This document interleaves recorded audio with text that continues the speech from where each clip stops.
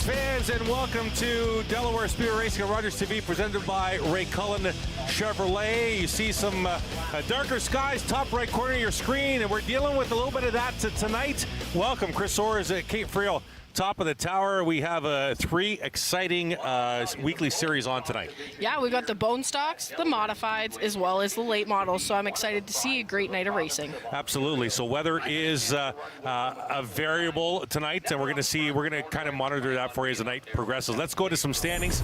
We'll start with the bone stocks here. Charlie Verhoeven, the defending series champ, up by 7 on Matty Langford. Mitch Rawlings, Justin Culver, Len Starrett, your top 5.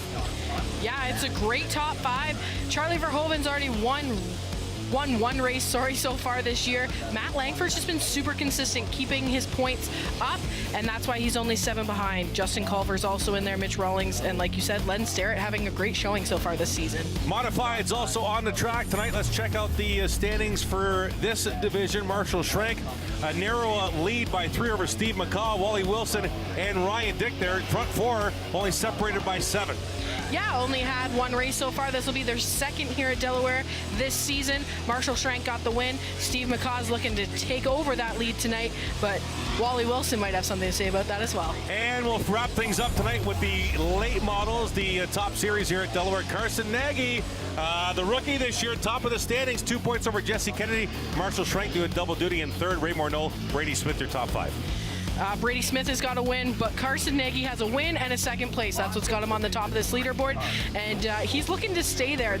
He may be a rookie in this series, but I've said it many times, he is no rookie to this track, so he's looking to keep himself at the top. All right, so we have cars on the track getting set for some racing.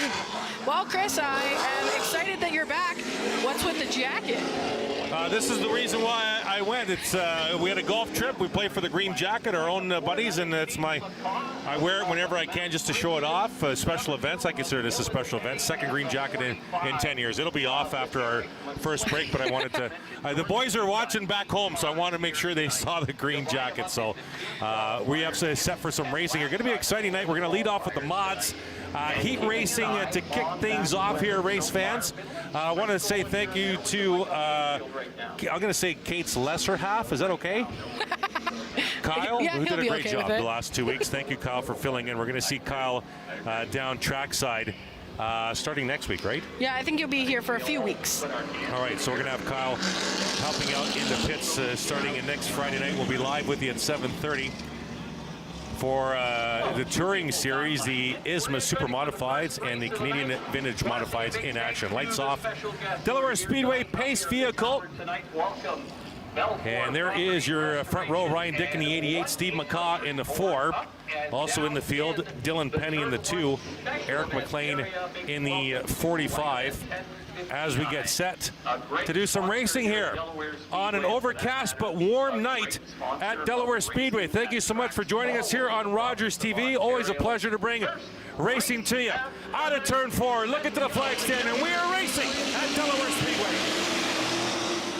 Steve McCaw gets a good start there, so does Ryan Dick. This is where Steve McCaw can make up a couple of those points in the really tight points race, and there he goes, and he's leading this one, looking to do exactly that. Yeah, McCaw in through turns 3 and 4, looking to lead opening lap number 1, and the 4 machine will. Dick in the 2nd spot, followed by McLean and Dylan Penny.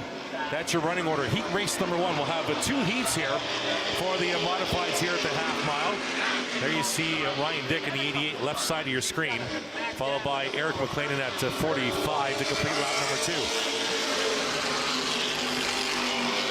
Steve McCaw's getting a good little jump on this field, keeping a good distance there. Ryan Dick is just trying to maintain that space. And so far, we've got 2 in the books, almost 3. Yeah, average lap time right now, just a shade over 19 seconds, race fans.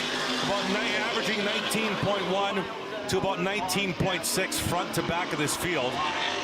But the front two getting away here, Steve McCaw and Ryan Dick, they each just turned their fastest laps last time by. A 19.088 for the 88 of Ryan Dick.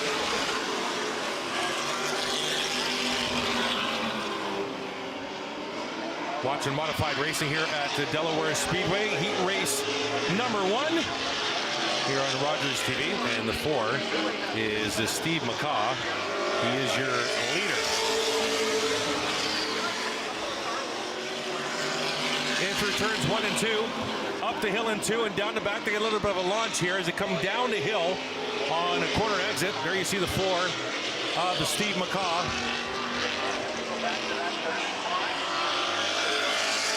Steve McCaw is laying down some great lap times.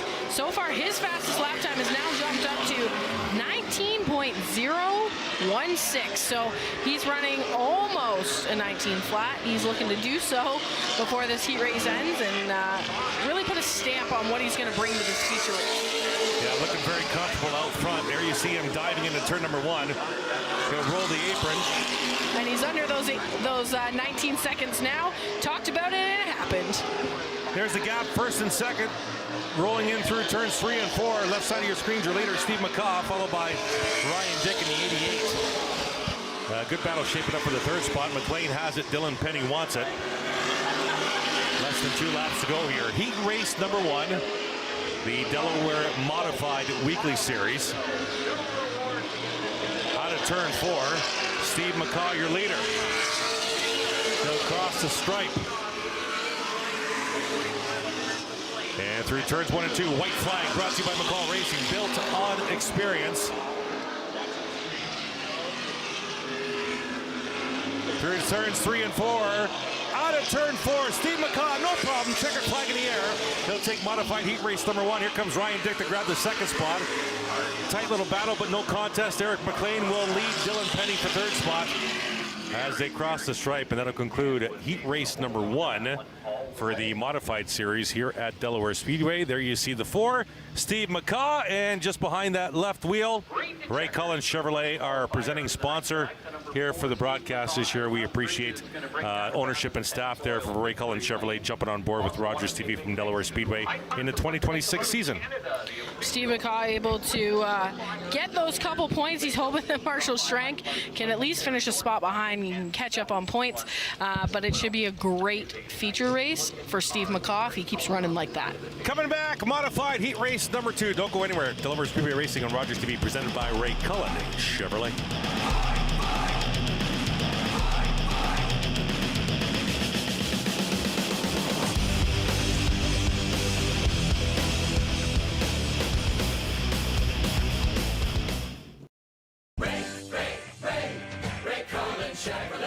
Hi, Steve McCaw here. Welcome to the 2026 race season. On behalf of my team here at Ray Cullen Chevrolet Buick GMC, we're excited about another great year.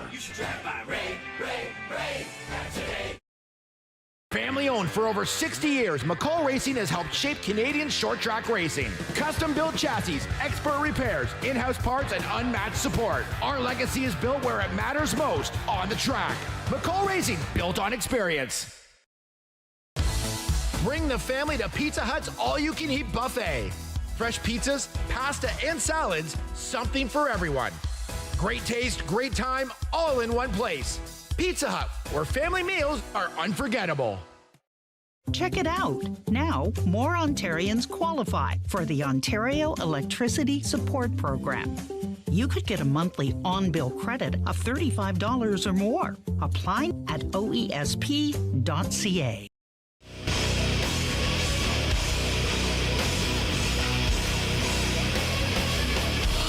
Welcome back at Delaware Speedway Racing on Rogers TV, presented by Ray Cullen Chevrolet. Delaware Speedway's 2026 merch is live online and ready to go, and it ships fast. Hit up the shop, www.delawarespeedway.com/shop, or click the merchandise link right on the homepage. Stay fresh this season and show some love for your favorite local track. Welcome back, Chris Orrs, Kate Friel on a Friday night from the half mile, just outside of Delaware, Ontario. Kate gave me a little bit of a geography lesson as we looked at the radar before we went on the air. She was pointing at the weather and pointing at Delaware. I said, yeah, we're in Delaware. No, I'm pointing just below Delaware. We're not actually in Delaware. We're in the jurisdiction of Delaware, but we're just under the word Delaware on the map. So Right. Chris thought he was being funny. We're about 2 minutes out of Delaware and 2 minutes out of Kamoka, right in the middle. getting set for modified heat race number 2. Welcome. Hope you had a wonderful week, no matter where you are, and thanks for watching, no matter where you are. Lights off the Delaware Speedway pace vehicle. Adam Evison and Wally Wilson, front row. Heat race number 2. Marshall Schrank, David Mathers. Round out the field here of 4. So 8 total modifieds in competition here tonight as we get set for 10 laps. Coming around turn number 4. Tightly bunched. Looking at the flag stand. Green flag, they'll match the gas, and we're racing at the half mile. 2x2, they'll dive into turn number 1. On the inside, Adam Avison, about a half a car length lead. Great run, corner exit. Wally Wilson on the high side, they'll go 2x2 into the corner. Yeah, you just see the nose of Marshall Schrank trying to peek in there. We've seen Wally Wilson in another vehicle. He's been subbing in for Nick Ramsey in the V8 stock, so he's got lots of laps to his advantage from Evison, but definitely not from Marshall Schrank. We'll see him later in a late model. Evison in the 12, Wilson outside in the 69 and the 22 of Schrank. Looked like he was trying to push Evison down the backstretch. Can you really push with these kind of bumpers on the mods? As you see, they do have a rear bumper, but with more of an open wheel sort of style, it's a little bit, it's something you have to take a little bit more finesse in, because you slip up just a little bit. You don't want to cut down a tire, and you also don't want to get it stuck anywhere because it's just going to flip a little bit differently. Top 3 fastest laps last time by, and they're trying to get away now from David Mathers in that 5 machine. Still side by side for the lead. Evison in the middle, in the inside, Wilson on the outside. Here comes Schrank now in that double 2. The double deuces on the inside. We'll get to the inside as Evison kind of drifts up the turn. And now Marshall Schrank looking to the inside at the door, almost even into turn 3. Now they are.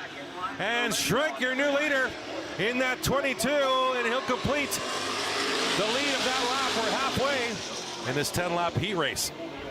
Yeah, this heat race is really bunched together. Everybody's running bumper to bumper as Marshall Schrank takes a little bit of a run there coming down the backstretch, but Wally Wilson still looking to trying to get to the inside of Evison. There you see the 12 of Evison in second spot, as Kate mentioned. Wilson trying to grab that spot. The Mathers has re-engaged now with Evison and Wilson for that battle for the second spot, as the 22 of Schrank is getting away out to about a 10-car length lead by the time they enter turn 3. The 12 is Evison, the 69 is Wilson, and Mathers in tow. Wilson looking to the inside and not in position by corner entry to turn 1. Oh, great run out of turn 2, and he'll try and get to the door. He's there. Position now to the 69 of Wilson. He got a great run out of corner exit 2 and makes the pass by turn 4. Yeah, he really got that hook out of in about the center to the ending of the turn 2. He really hooked it off that bottom, got a great run down the backstretch, and that is definitely what just launched him into the second position. It's all Marshall Schrank coming around for 1 lap to go here. Schrank leading by almost half a straightaway. White flag brought to you by McCall Racing. Built on experience, it's the 22 of Marshall Schrank right out in front. Wilson in second, Evison in third, and Mathers in fourth. And out of turn 4, Marshall Schrank, a comfortable heat race win. Checkered flag in the air for the 22. Wilson will come home second, followed by Evison and Mathers. And there you see the 22 of Marshall Schrank, your modified heat race number 2 winner. Yeah, Marshall Schrank able to knock back to any points that McCaw tried to gain in those heat races. And he is going to be one to watch, not only in the modified, but also in his late model. Absolutely. Let's go bone stock racing after the break. What do you say, race fans? We'll be right back. Delaware Speedway Racing on Rogers TV, presented by Ray Cullen Chevrolet.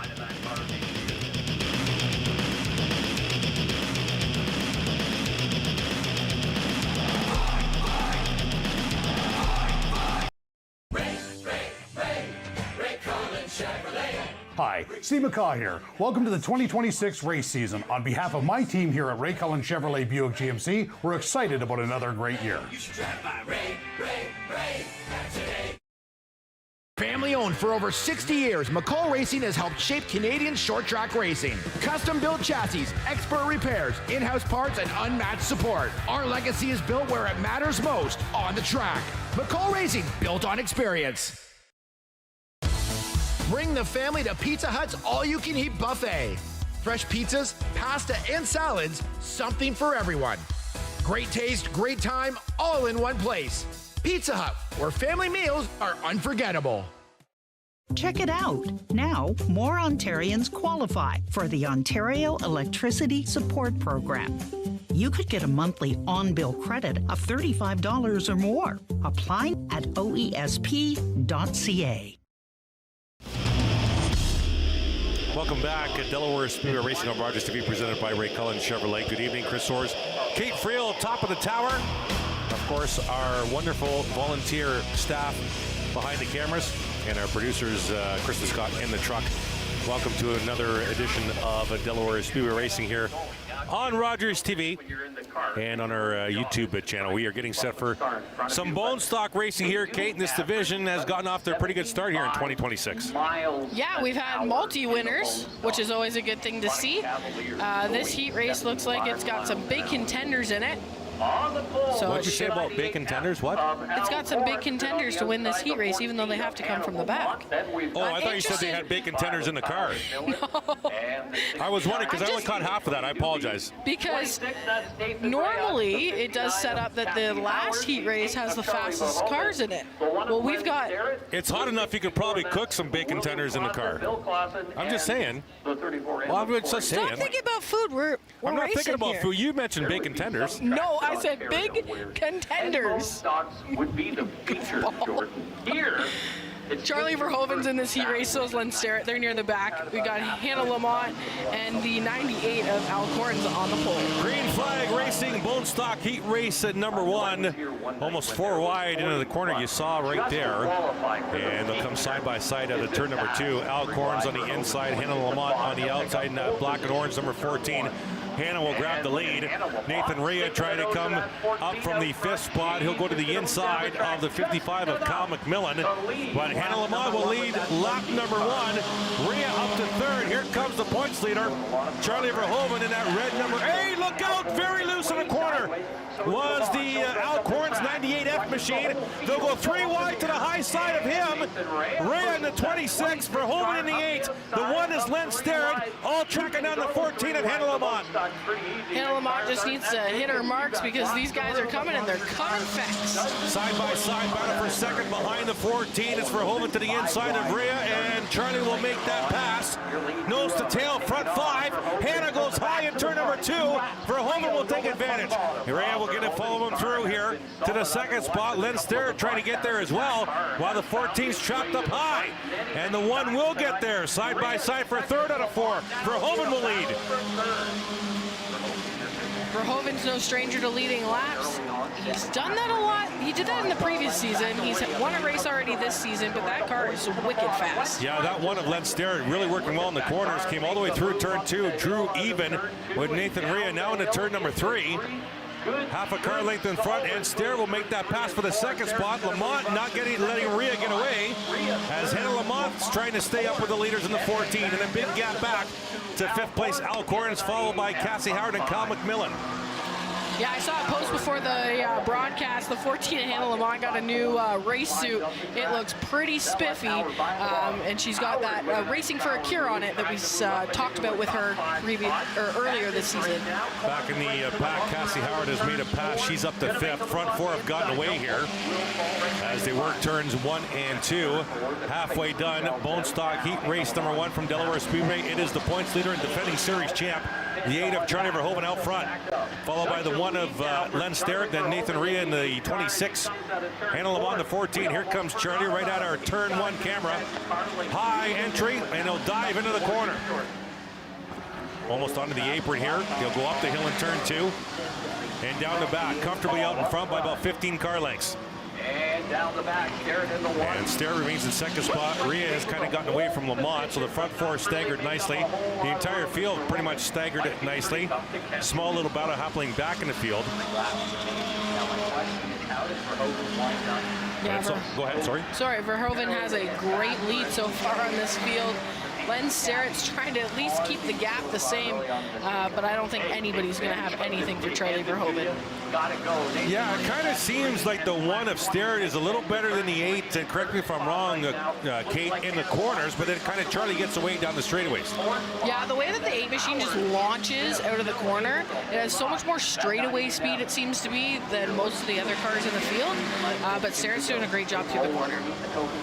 Lap and a half to go here. Bone Stock Heat Race number 1. Looks like we may have probably 3 heats, maybe 4. I think 3. And he'll come 1 lap to go here as Verhoeven will cross the stripe. And 1 lap to go. Brought to you by McCall Racing. Built on experience. Leader out front. The 8 of Charlie Verhoeven. Len Sterrett remains all by himself in second. Nathan Rhea about 3 car lengths on Handel Lamont for third. No lap traffic difficulty here for the leader. Verhoeven out of turn number 4. Checkered flag awaits. Bone Stock Heat Race number 1. Checkered flag. The 8 of Charlie Verhoeven, followed by Sterrett. Rhea will come home 3rd, followed by Lamont. Cassie Howard is going to come home 5th. Good run for the 59. Al Corrins will finish 6th. Oh, we got the 34M machine of Corey LaPointe in trouble there. And there you see the heat race winner, the 8 of Verhoeven. Just want to go over the final run here before Kate chimes in here. Kyle McMillan finished 7th. William Clausen 8th. Cody Newby in 9th. And Corey LaPointe in 10th. Yeah, nobody had anything for Charlie Verhoeven once he got out front. He got a little bit stuck there for a couple laps, but nothing really slowed him down. And then there was just like this, almost a whole backstretch gap, so a whole straightaway gap between 4th and 5th. So great run for the top 4, and interesting to see where they'll line up for the feature. Defending series champ Charlie Verhoeven off to a good start in 2026. We'll be right back. Delaware Speedway Racing at Rogers to be presented by Ray Cullen Chevrolet.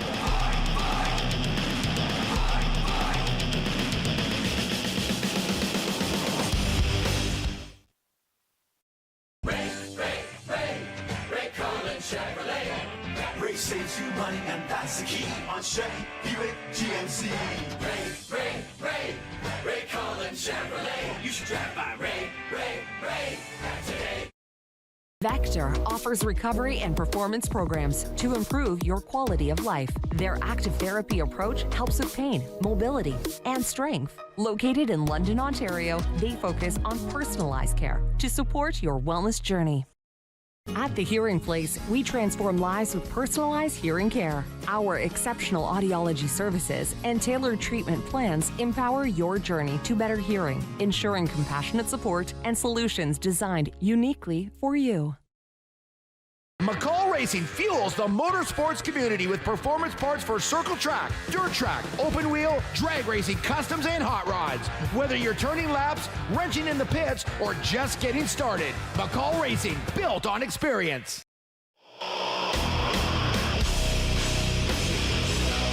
Welcome back. Delaware Speedway Racing and Rogers Speed presented by Ray Cullen Chevrolet.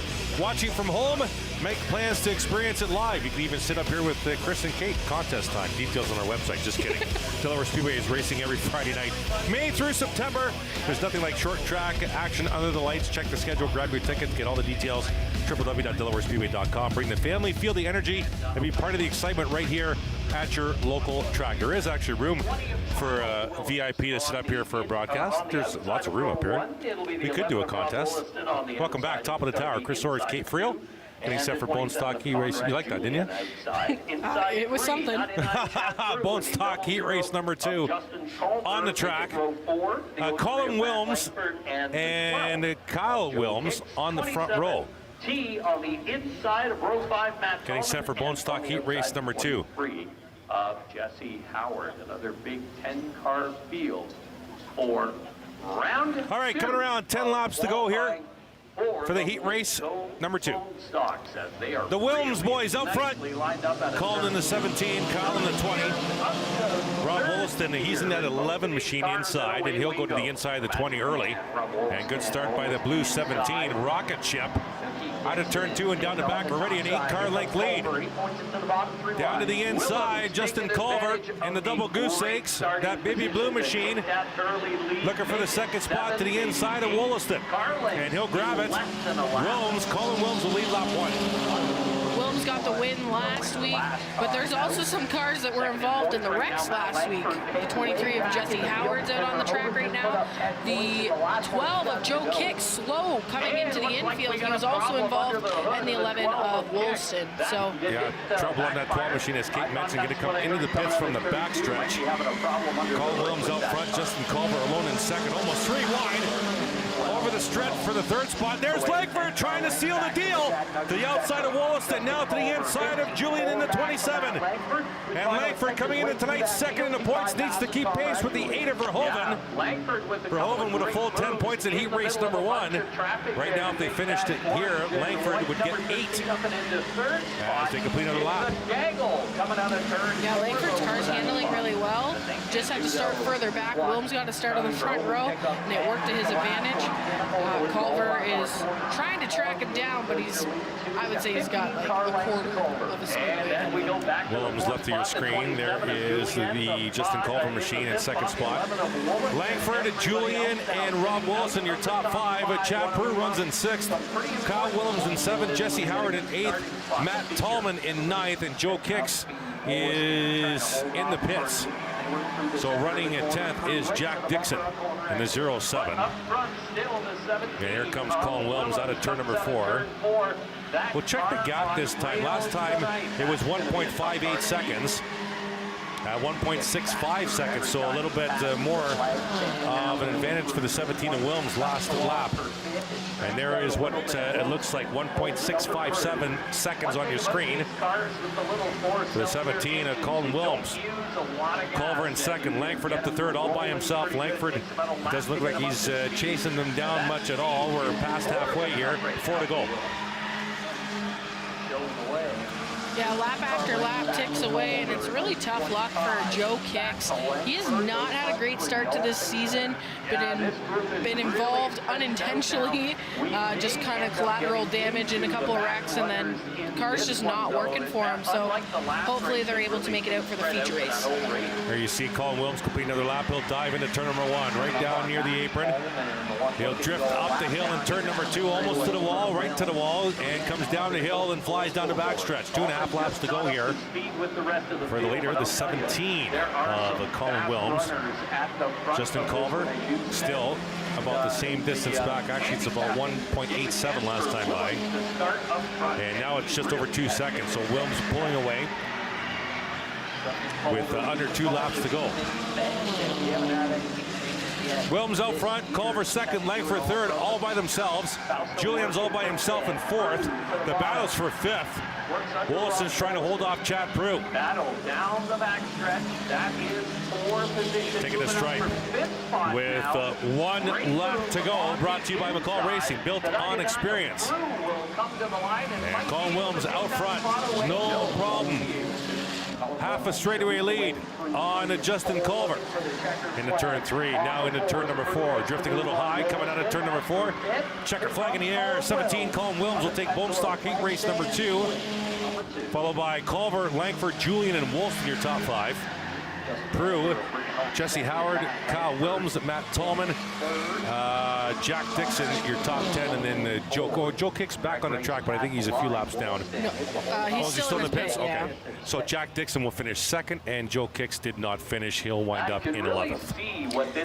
Yeah, I think when the race monitor was happening, Jack Dixon will actually be in the next heat race. He just crossed in front of the timing stripe right before we went heat race racing. So we will see him still. But there's Colin Williams in victory lane. He's able to pick up a heat race win after a feature win last week.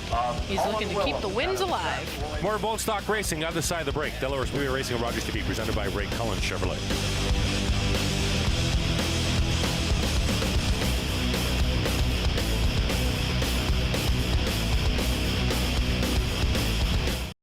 Check it out. Now, more Ontarians qualify for the Ontario Electricity Support Program. You could get a monthly on-bill credit of $35 or more. Apply at oesp.ca.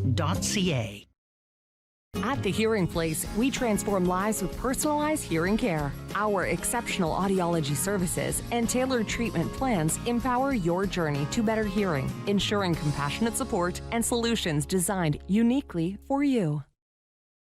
McCall Racing fuels the motorsports community with performance parts for circle track, dirt track, open wheel, drag racing, customs, and hot rods. Whether you're turning laps, wrenching in the pits, or just getting started, McCall Racing, built on experience. With Rogers TV, you can cheer on the home team from the comfort of your living room. We'll head to the rink, the field, the court, or the pitch, so you don't have to. Tune in and cheer on your local amateur athletes on Rogers TV.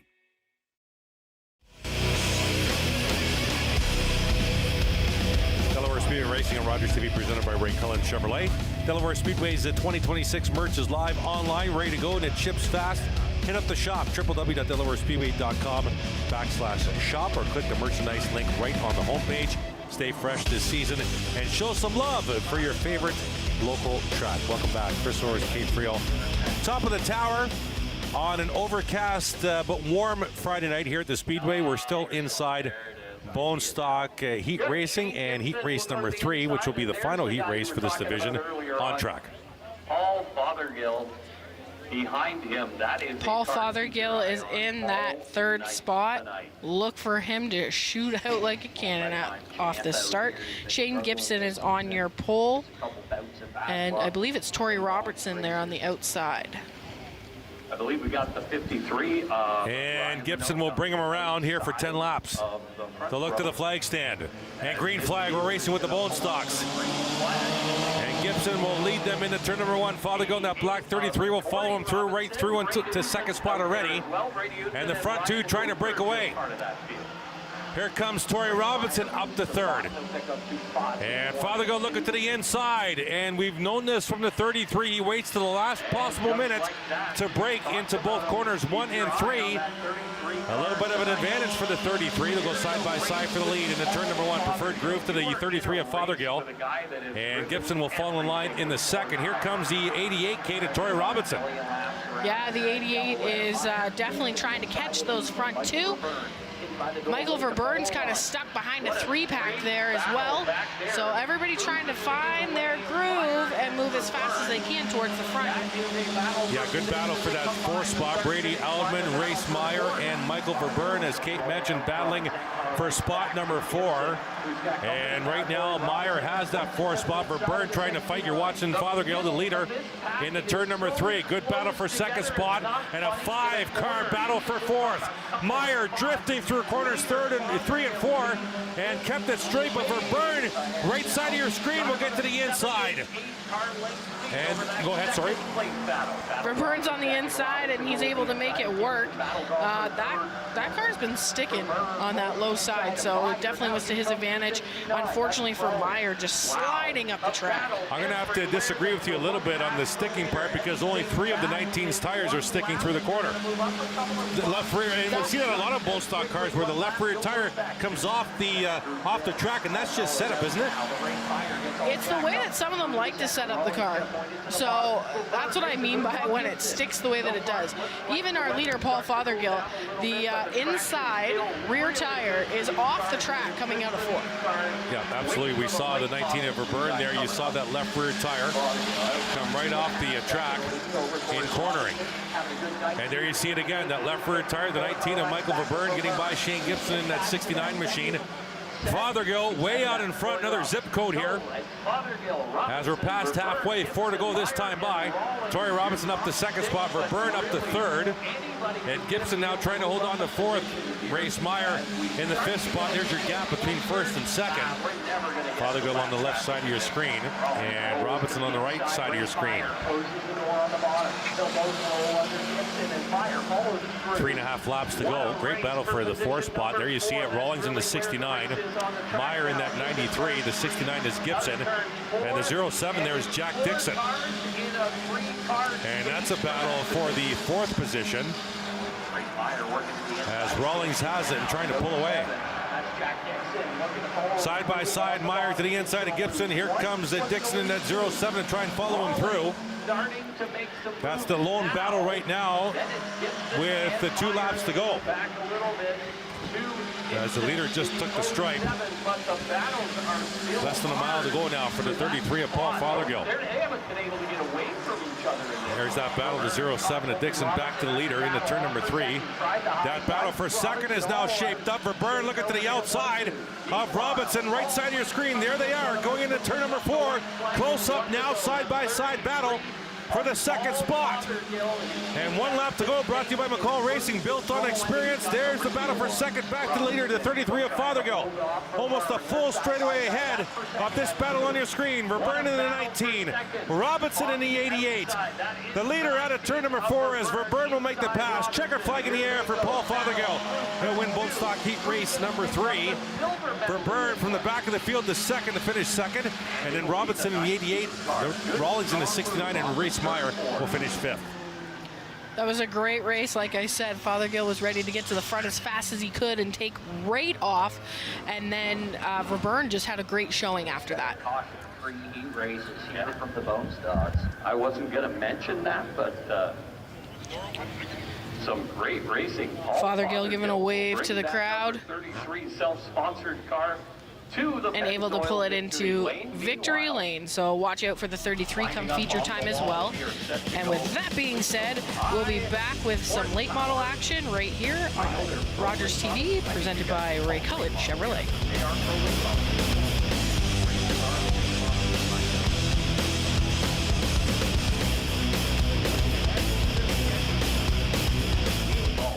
Guess who's up? Ray saves you money, and that's the key on Chevy, Buick, GMC. Ray Collins Chevrolet. You should drive by Ray today. Bring the family to Pizza Hut's all-you-can-eat buffet. Fresh pizzas, pasta, and salads, something for everyone. Great taste, great time, all in one place. Pizza Hut, where family meals are unforgettable. Public transit, garbage pickup, parks and recreation programs, snow removal on your street. How can you stay informed about these and other important local services? Tune to City Council coverage on Rogers TV. See your community leaders at work on Rogers TV City Council coverage.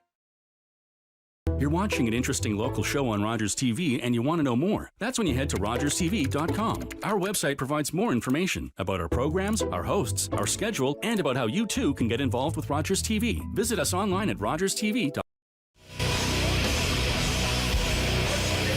Welcome back at Delaware Speedway Racing on Rogers TV, presented by Ray Cullen Chevrolet. Watching from home, make plans to experience it live. Delaware Speedway is racing every Friday night, May through September. There's nothing like short track action under the lights. Check the schedule, grab your tickets, get all the details. www.delawarespeedway.com. There you see the website on our screen.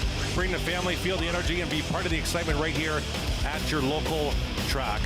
And if you are here on a Friday night, you might have the chance to meet the ever-popular Kate Friel. You're just on something today. Well, it's been a while since I've been here, so I have a lot to catch up on. It's good to be back. Thank you, Kyle Friel, for filling in. All right, late models on the track. Chad Corcoran in the 50, inside row number 1. Outside is Steve Aaron in that 37. Matt Robley in this heat with Brady Smith. Robley in the 32, Smith in the 39, and your points leader, Carson Nagy in that 93. Shotgun on the field. Yeah, Brady Smith also has a feature win here. So definitely fast cars in every heat race tonight here at Delaware, and we're about to see it all in action. Out of turn 4, they'll match the gas. Green flag at Delaware. 5 cars all together through turns 1 and 2. Up the hill in turn 2. Robley looking for some action near side in that 32. Corcoran in that 50. Aaron in that 37. Robley 32. Smith in that yellow 39, and there's the points here, the 93 of Nagy. A little bit of contact maybe with Robley. Out of turn number 4 with the 37 of Aaron. Meanwhile, Brady Smith looks like he wants to go and wants to go right now, Kate. Yeah, Smith and Robley kind of smacking, going down the straightaway, right off the hop, going into turn 1 and 2. And then Smith goes to try to cross in behind Robley and just catches him there that time by 2. So Smith is looking for a place to go and get there fast. Nose to tail, all 5. Corcoran out front in that 50. Robley, oh, look out! Smith almost ran right into the back of the 32's deck lid. Under braking turn number 3. That 39 wants to go and wants to go right now. Looking at the inside of Matt Robley is the 39 of Brady Smith. There's your front 2. Corcoran in the 50. Robley in the 32, just off screen. 39 Smith. Then it's the points leader, the 93 of Carson Nagy, and Steve Aaron has dropped to 5th and losing the rest of this field. Now Smith will dive to the inside. Brady Smith in that yellow 39 looking to the inside. He'll get by Robley. Robley trapped on the outside, and 93 of Nagy wants to come through. Robley got a great corner exit on at turn number 2, and will hold on to that spot. Front 4, nose to tail out of 4. Great patience by Nagy there and making sure you don't use up your race car in the heat race. You need a car to run in the feature. So he's doing exactly what he needs to do and driving with a little bit more maybe conservative than others in this heat race so far. It's not like Matt Robley didn't have a good teacher growing up. Multi-track champ Steve Robley in the pits for his son, the 32 of Matt Robley. Front 2 trying to get away. Smith right under the rear deck lid of Corcoran in that 50. Side-by-side battle for 3rd now off screen. It's Nagy to the inside of Robley. Smith will go to the high side of Corcoran. Let's go back to the 3rd spot. Right there. 93 of Nagy will make the spot contact. Smith to the rear bumper of Corcoran. Got him sideways on a turn 4. Yeah, Smith is definitely trying to get back into victory lane, whatever way possible at this point. Driving with a little bit more aggressive style than we did watch when Nagy went to make the pass on Robley, but it worked for him. He's in the lead. Yeah, 2 laps to go. Smith out front, and he was racy since the opening green flag. Corcoran now falling into the clutches of the 93 of Nagy down the back. Robley's dropped back to Steve Aaron now. They're coming around for 1 lap to go here for the late models heat race number 1. And that was your white flag brought to you by McCall Racing, built on experience. It's Brady Smith out front, side-by-side battle for the 2nd spot. Nagy to the inside of Corcoran in that 50. Couple turns to go. Out of turn 4, the 39, Brady Smith will win it. Checkered flag in the air. And Corcoran, with a pretty good run there, holds off the points leader. For 2nd spot, Nagy will finish 3rd, Robley 4th, Steve Aaron comes home in 5th.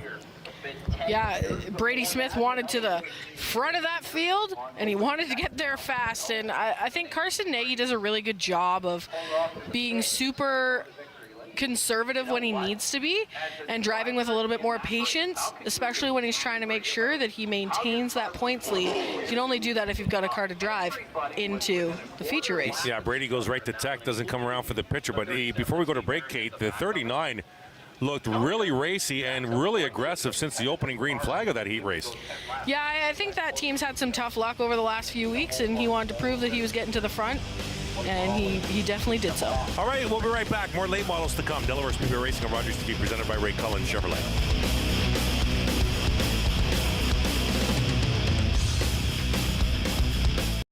Ray Cullen Chevrolet. Ray saves you money, and that's the key on Chevy Buick GMC. Ray Cullen Chevrolet. You should drive by Ray today. You're watching Rogers TV. With Rogers TV, you can cheer on the home team from the comfort of your living room. We'll head to the rink, the field, the court, or the pitch, so you don't have to. Tune in and cheer on your local amateur athletes on Rogers TV. You're watching an interesting local show on Rogers TV and you want to know more. That's when you head to rogerstv.com. Our website provides more information about our programs, our hosts, our schedule, and about how you too can get involved with Rogers TV. Visit us online at rogerstv.com.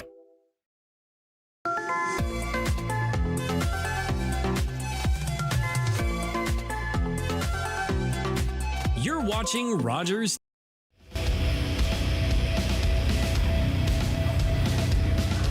Welcome back. at Delaware Speedway Racing on Rogers TV, presented by Ray Cullen Chevrolet. Chris Orris, Kate Friel, thanks for joining us. Want to say a quick hello to Delaware Speedway announcer Jamie Maudsley, who is off tonight because he's watching us right now from a campground at Michigan International Speedway. I'm surprised he's actually watching, because we know Jamie likes to have a good time. When he gets into the wobbly pops, you know, he might be seeing 3 of us on the screen. Who knows? Well, but he's not driving. He's having fun at the campground. If he misses us that much, maybe 3 of us isn't so bad. That's right. Hello to Jamie and everybody watching along with our friend Jamie Maudsley. Michigan International Speedway getting set to host some big races this weekend, including the Cup race on Sunday. Late model heat race number 2 on track. Lloyd Rawlings, Ray Morneau out front. Morneau on the inside. Green flag, racing with the late models. Paul Major, Jesse Kennedy, Marshall Schrank, and Connor Pritico also in this heat race. That's a lot of big names in one heat race, but that's just our late model division this year. Yeah, the full 6-pack comes on at turn number 2 together. Morneau, half a car length in front of Rawlings, now will grab the lead out of turn number 4. Rawlings under pressure from Kennedy on the inside in the 10 machine. And Kennedy will dive under the 69 and grab the second spot. Rawlings trapped on the outside. So is the 14. My apologies, the 19 of Connor Pritico was trapped on the outside. 14 is a Major to the inside of Rawlings now for third. Morneau out front, Kennedy alone in second, trying to track him down. And the battle continues for the third spot. Rawlings on the outside, Major on the inside, that 14. Behind them, Connor Pritico and Marshall Schrank. Pretty talented heat race here for the late models. Yeah, it definitely is, and Jesse Kennedy is not one that you're going to want to sleep on. He might be in second right now, but he is going to track down Ray Morneau the best he can. They don't call him the big game hunter for nothing. Just under half a second interval from the 0-3 to the 10, 0.489. We'll check it this time. It's optically closer. As we'll cross the strike, 0.390. Kennedy's coming in the 10 car, and he's coming fast.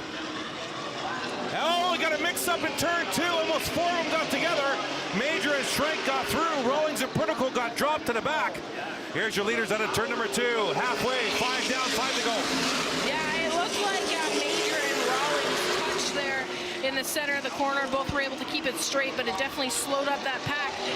Worked in Marshall Schrank's favor because he was able to get by it without having to brake too much. So he is currently sitting in the 3rd position.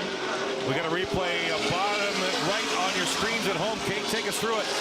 Yeah, so they're side by side going into the corner, and it just looks like the back end of Major steps out a bit and tags the side of Lloyd Rawlings.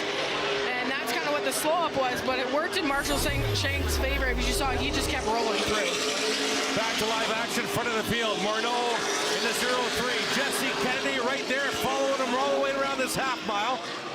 2.5 laps to go. They're all by themselves. Marshall Schrank alone in third. Then it's Major, Rawlings, and Pritico. But the battle is at the front of this field. Morneau trying to protect against the 10 of Jesse Kennedy.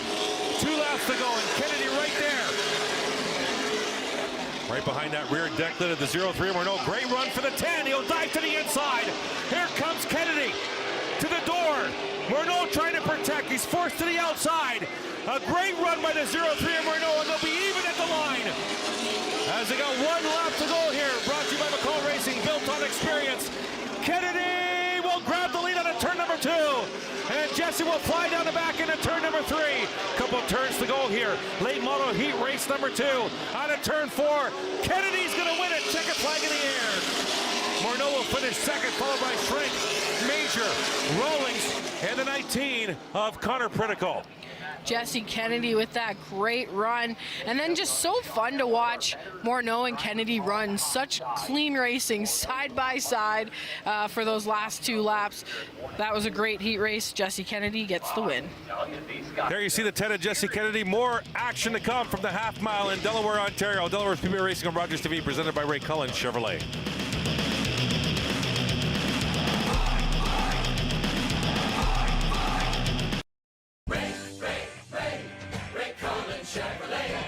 Ray saves you money, and that's the key on Chevy GMC. Ray Cullen Chevrolet. You should drive by Ray today.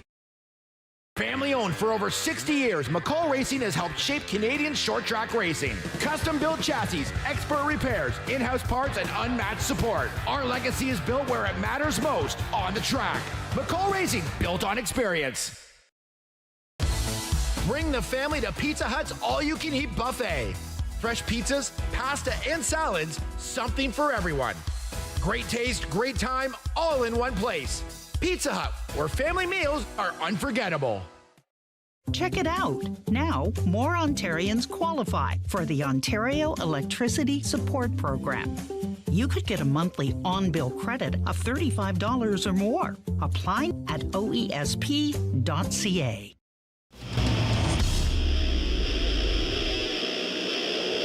Welcome back. Delaware Speedway Racing Rogers TV presented by Ray Cullen Chevrolet.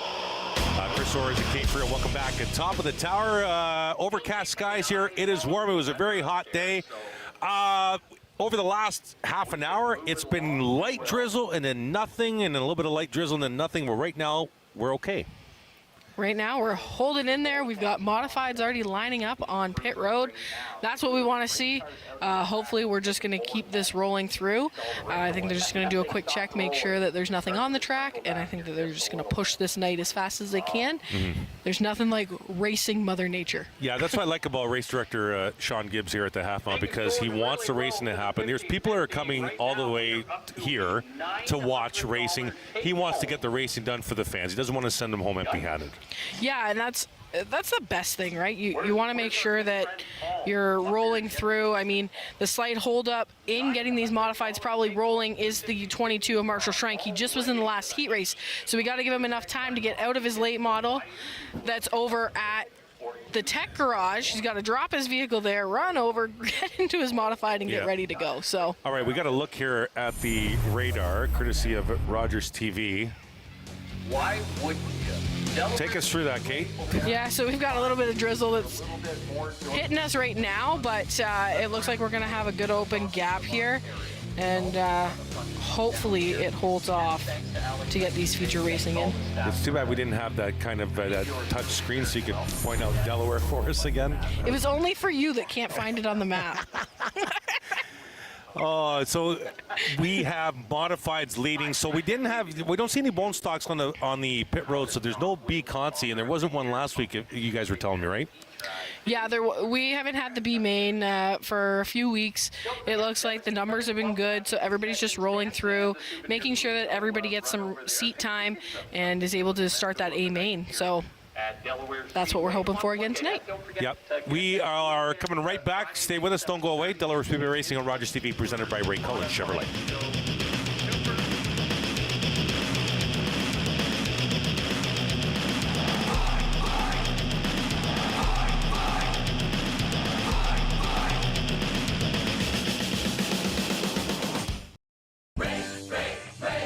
Ray Cullen Chevrolet. Ray saves you money, and that's the key on Chevy GMC. Ray Cullen Chevrolet. You should drive by Ray today. Vector offers recovery and performance programs to improve your quality of life. Their active therapy approach helps with pain, mobility, and strength. Located in London, Ontario, they focus on personalized care to support your wellness journey. At The Hearing Place, we transform lives with personalized hearing care. Our exceptional audiology services and tailored treatment plans empower your journey to better hearing, ensuring compassionate support and solutions designed uniquely for you. McCall Racing fuels the motorsports community with performance parts for circle track, dirt track, open wheel, drag racing, customs, and hot rods. Whether you're turning laps, wrenching in the pits, or just getting started, McCall Racing, built on experience. Welcome back at Delaware Speedway Racing on Rogers TV, presented by Ray Cullen Chevrolet. Kate, what's going on screen? Marshall Schrank just went through tech, jumped out of his late model, and he was at a gingerly jog, or as some of my umpire friends call it, controlled hustle to his modified. I like that, controlled hustle. That's me. I do the controlled hustle. Getting into his modified, as modified feature is up next, and now we are experiencing a pretty, not heavy, Kate, but a pretty steady light drizzle. Would you say that's a correct description? Yeah, I think we got a little bit of a drizzle happening. It's more than a mist, but hopefully it's not enough that's gonna put us out here. Now, is there an option here, Kate? I want your take on this. Is there an option to, okay, modified, you go back in the pits, let's bring the bone stocks out here because they're running different tires, right? I think at this point it shouldn't be wet enough that it's gonna make that much of a difference. It's not like we're getting a full-blown rain. Yeah, sure, we're getting a little bit of drops here and there, but I think they're going to try and run them. They're already lined up. If they have to pull them in, they will. But there's also no wiper blades on the bone stocks, so to run them in full race capacity too, they're going to not like that either. It's not really fair to them just as much as it would be fair to somebody else. So absolutely. And going to do the best they can to just roll through this night. Yeah, no jet dryers here either at the half mile, folks. If there is a rain delay, volunteers actually, along with the safety crew and the marshals, get in their own vehicles and drive around the track. And why do they do that, Kate? To keep the heat in the track. Try to keep it as dry as possible. Safety crews out there right now, as they are just finishing getting Marshall Schrank in. Looks like they just handed him some equipment. So they're trying to keep as much of the moisture out of the track as possible and keep as much heat in it as possible to keep it dry. I did tell the boys in the truck if we went in a rain delay, I was going to take the truck out there, so you can. That'll be interesting. You can. Well, we're not going to go fast. We're trying to dry the track, not break a track record. Are they going to stay in the back? Who? Well, could they not just produce while you drive around? No? They're going to stay. Where you come with me? Oh, yeah, I was going to hand you the reins of the show until I got back. I think it'd be a little hard. I think they're plugged into the generator, so there's too many cables. That would not be good. So we are, I would assume, we haven't heard the official announcement, but we are in a slight rain delay because we, as Kate mentioned, we do have the pace car and the safety crew out in their vehicles circling the track here. Unless maybe we're not fully in the rain delay. The stop sign's up at the end of pit lane. Maybe we're not in a rain delay. Maybe they're just doing that for precautionary measures for the 22 to get lined up and ready to go. Yeah, and if you're ever wondering what it looks like to do a lap here at Delaware Speedway, let's take you through one here. Here we go. Into turn one. We'll drop down almost to the apron. Rumble strips just off to the left, up the hill in turn two, and we'll fly down the back there. You see Tech Garage on your left. Setting up for the entry into turn number 3. We'll get down low again, kind of drift up the track a hair. There you see pit road entrance out of turn 4. There you see the flag stand and our tower to your right. And that is a lap here at Delaware Speedway. I've completed a couple laps here, but you've actually completed under race conditions, Kate. Yeah, so that's about a bone stock speed there, and you saw some of the bumps and the ripples in the track. I still will never forget running as a junior late model here, because we used to run under those rumble strips, and if you hit those, you were in a whole lot of trouble in there. There you see Gary Adrianson, driver of the pace car. We want to thank Gary for taking us for a lap around Delaware Speedway. That's the footage that you saw. Appreciate that. Multi-track champion Gary Adrianson. And they're pretty covered in raindrops at this point. All right, so we are officially in a weather delay here at the half mile. We are going to pause. We'll be back very soon. Don't go anywhere. Delaware Speedway Racing on Rogers TV, presented by Ray Cullen Chevrolet.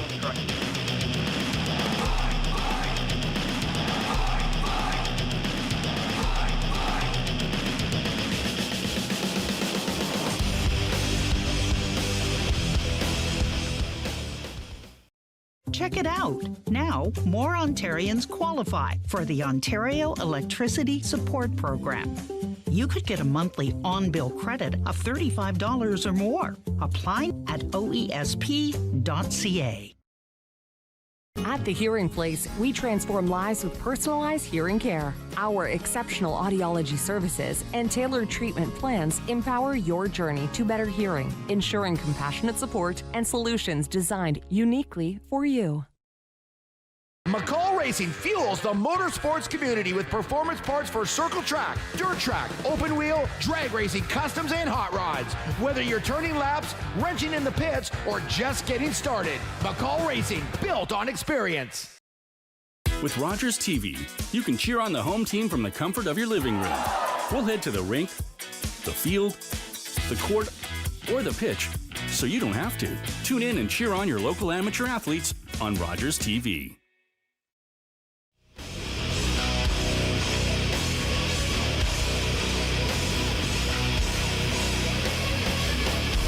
Welcome back at Delaware Speedway Racing on Rogers TV, presented by Ray Cullen Chevrolet. We're going to see if we can talk to Sean Gibbs, Kate, but we're still in the weather delay, right? We're definitely still in weather delay.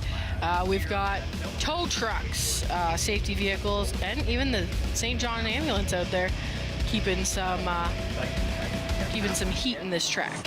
Yeah, so Sean's right now on the radio, and what he's doing right now, and Kate, you can fill in if I make a mistake. Right now, he's talking. He's talking to the fire crews.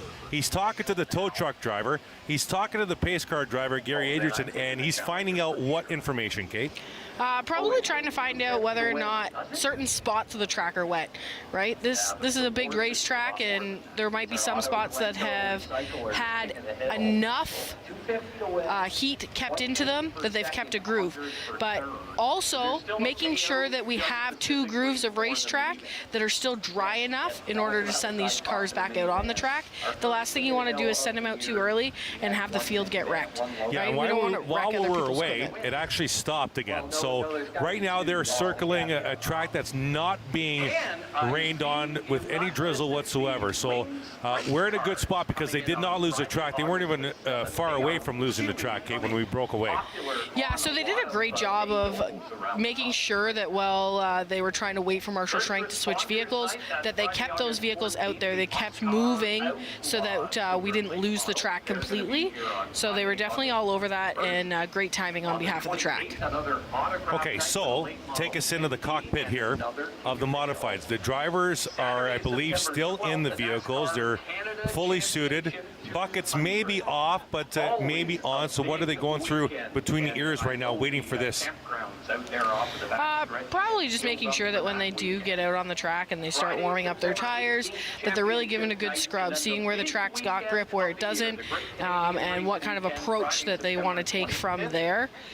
That's the biggest thing. They've probably still got helmets on because most of them do run a Hans device, so that will be belted in with them. So they're probably just waiting on an official word and what they're going to do from here. Yeah, Mother Nature being a little stubborn here, race fans. As Kate was talking, it started again with a light drizzle. We can feel it. So on, off, very frustrating if you are a race fan or a racer or here at the track for sure. And October 3rd, of course, is what Jordan already chatted Track about. drying processes continue here at Delaware Speedway. We are in a rain delay Crazy people like yours truly drive with some light drizzle happening right now. We have finished our heat race part of the agenda, waiting to go feature racing. We're leading off with the modifieds, but as you can see, not happening right now. And then our Bone Stock Championship is decided through the pump. And Cruz getting an opportunity to take a look at and do some work. A couple of late model works going on right now. We'll document that after the break. Delaware Speedway Racing on Rogers TV, presented by Ray Cullen Chevrolet.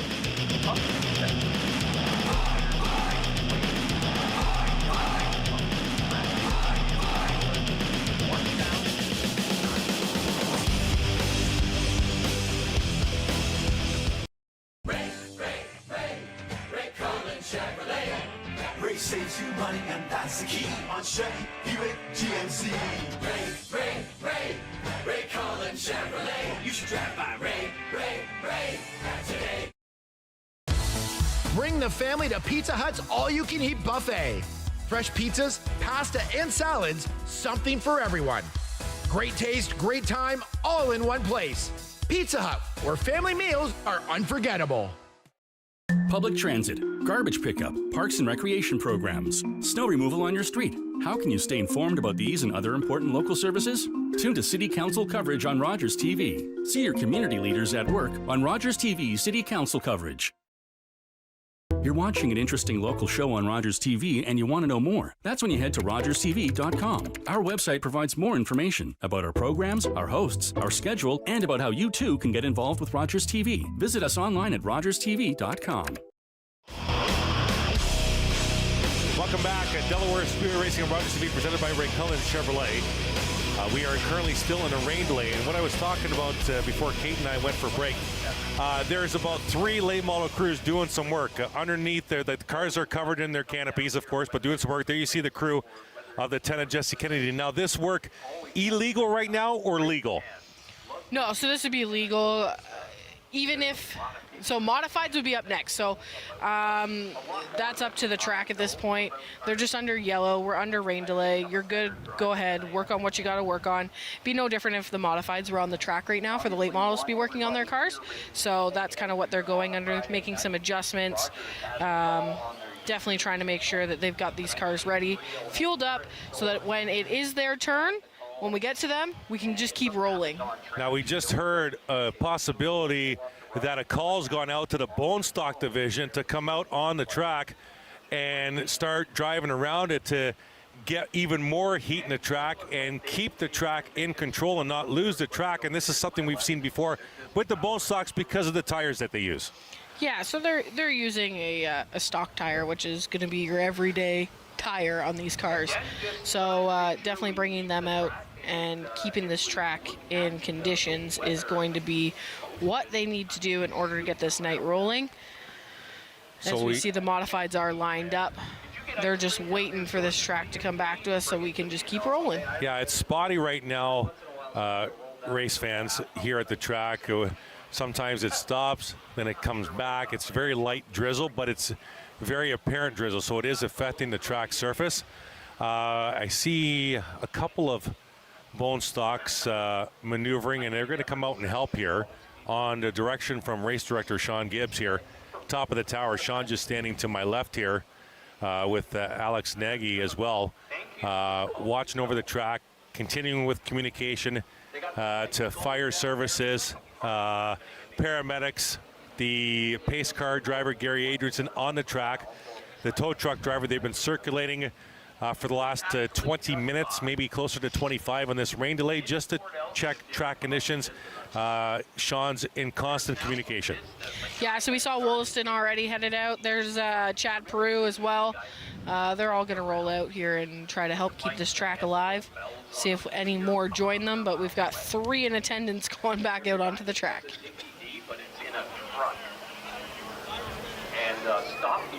The 69 to see, there's a Wollaston going out for a cruise. No bucket, just helping out here. Yeah, I think that's his son Mitchell in there. Okay. Yeah, I didn't mind it. I took time. advantage when I worked here and we had a rain delay. I always tried to get my vehicle in the infield if there was room, just in case of a rain delay, and I'd hop on the track and go for a few laps. It was fun. I mean, I see Joe Kicks's vehicle moving, and after it wasn't running properly in the heat race, this might be a perfect time to just slide out there, you know, see if it's working. Yeah, he's coming out of that. It's almost like an extra little test. Yeah, he's on the pit road from the turn 4 exit of the infield, and there's a bunch of bone stocks now maneuvering down the pit road to help dry this track. This is a community effort here now, with the bone stocks helping out the safety crew. The paramedics are on the track, the tow truck, pace car, they're all coming out here. And we've actually, I'm not going to say anything about if anything's falling or not. Last time I did that, it started again, so I'm not going to say anything. But we haven't lost the track. Like, the track is very, very close, Kate, to being ready to go here. Yeah, pulling off most of the safety vehicles now, and just going to let these bone stocks keep the heat in this track. Nathan Rhea coming down to pit road. Matt Langford in the 03. There's the 12 of Joe Kicks. So the bone stocks helping out. They're feature number 2. The modifieds are ready to go on pit road here. So Sean Gibbs continuing to communicate with the vehicles on the track. He can't hear back from the bone stocks. He can talk to the bone stocks, one-way radio in the bone stocks. He called down to the bone stock division, say, hey guys, come on and help us here. We're trying to keep this track dry. And they answered the call. He's in constant two-way communication though with the safety crew, the tow trucks, and the pace car. Well, the pace car has dropped into pit road. But that's what's going on right now. trying to keep this track dry. We're close. We're very, very close. Yeah, they're just going to keep moving, try to make sure that we keep this track alive. Under rain delay, but it's feeling like we're almost at the end of it. We'll be right back. Delaware Speedway Racing on Rogers TV, presented by Ray Cullen Chevrolet.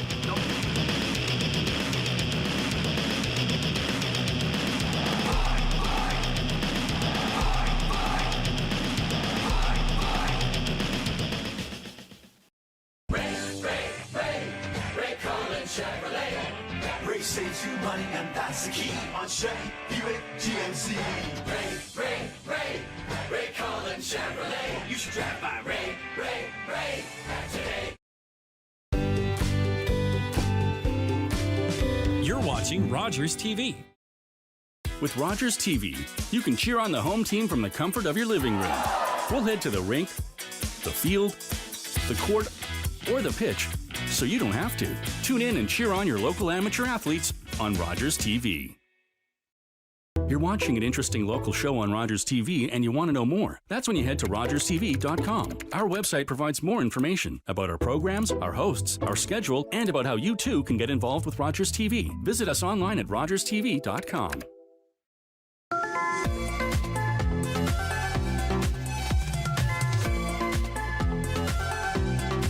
You're watching Rogers TV.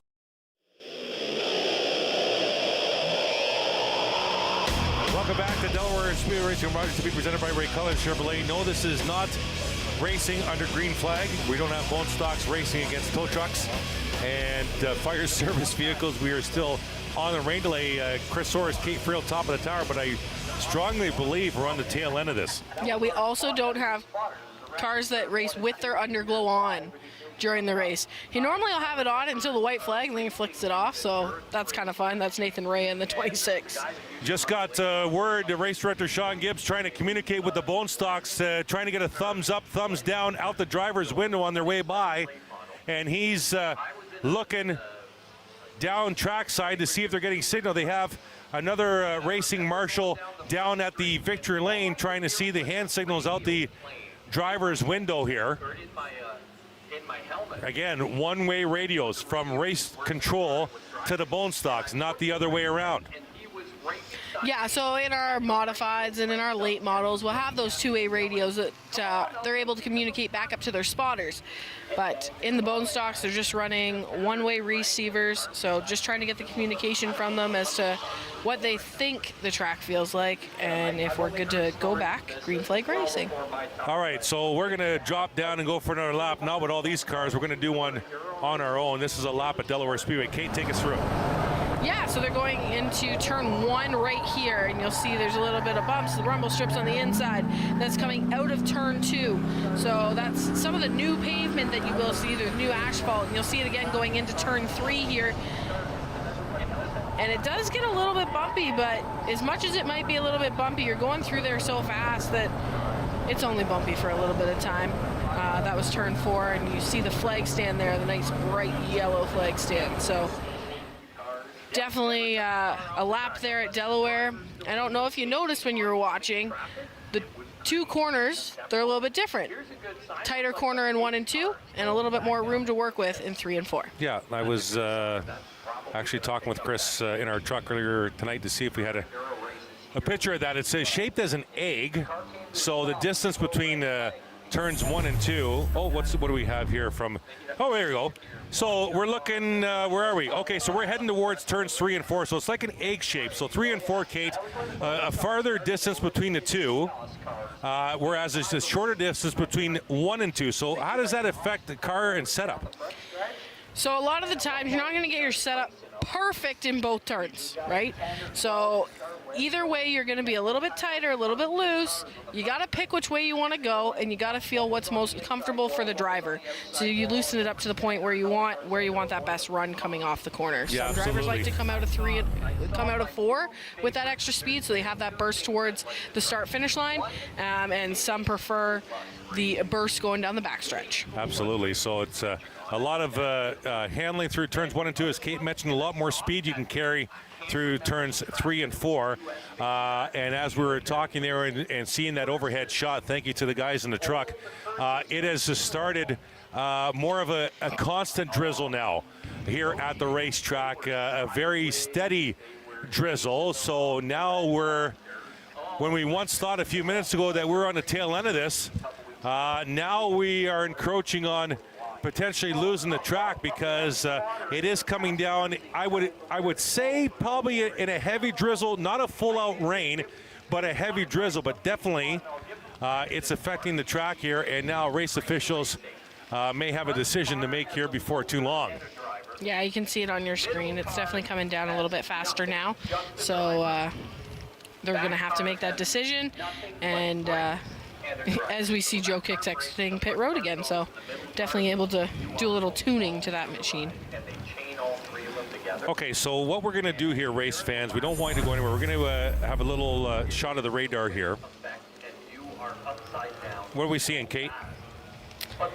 We're seeing some rain coming through. So that green stuff's heavier rain, is it not? Yeah, the green and the darker blue. So we're just kind of in that light zone right now, and hopefully it passes here. Okay, so what we're going to do, race fans, make sure you keep checking in with us. We're going to go to our rain delay programming here on Rogers TV, and we'll keep you updated on what's going on here at the track. Some programming here during a rain delay.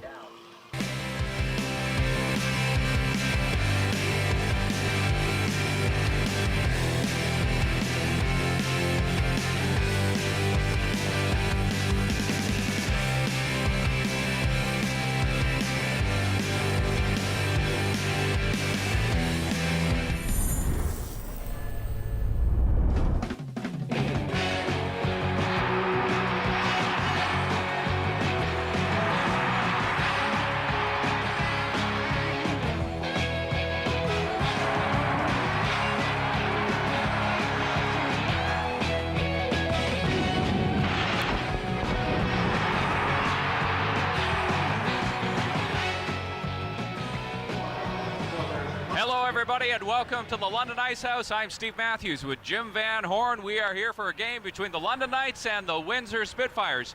Jim, it's almost amazing to say at this point in the season that we have a #1 hockey team in London, Ontario. The last time that we could say that here about the London Knights, it was called the London Gardens. Yes, that's right. You couldn't buy beer in this joint. The seats were blue and red, I think. And the uniforms were green and white and gold. Yes, that's for sure. Things have certainly changed. And the other thing is, the coach was a guy named Gary Agnew. Gary Agnew.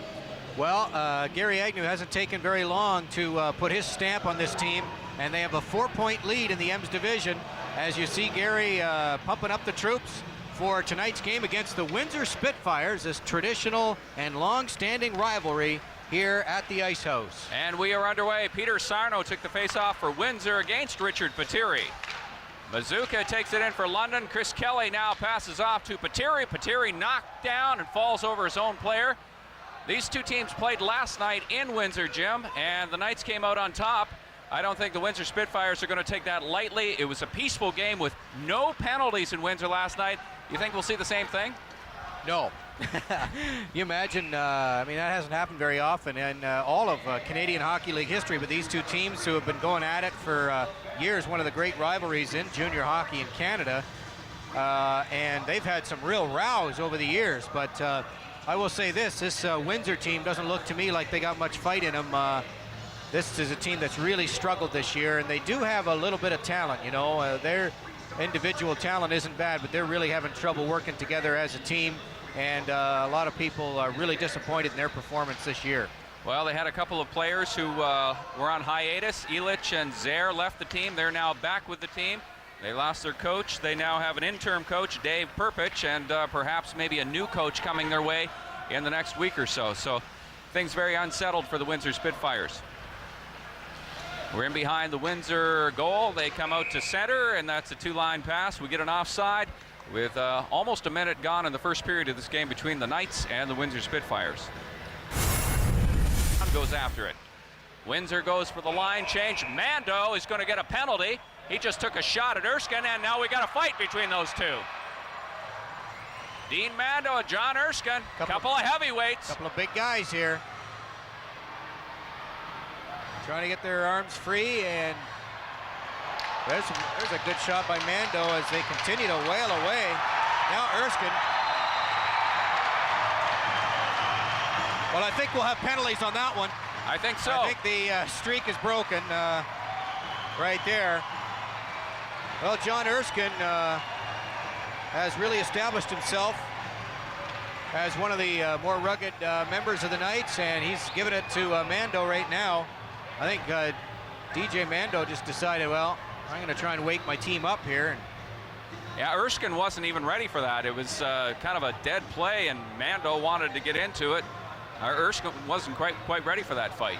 Well, they are both in the box now. That's got to be tiring. That was a heavyweight bout there. The boys leaning on each other, and there's Big John, and everything seems to be intact. They got to make those helmets a little softer on the outside, though.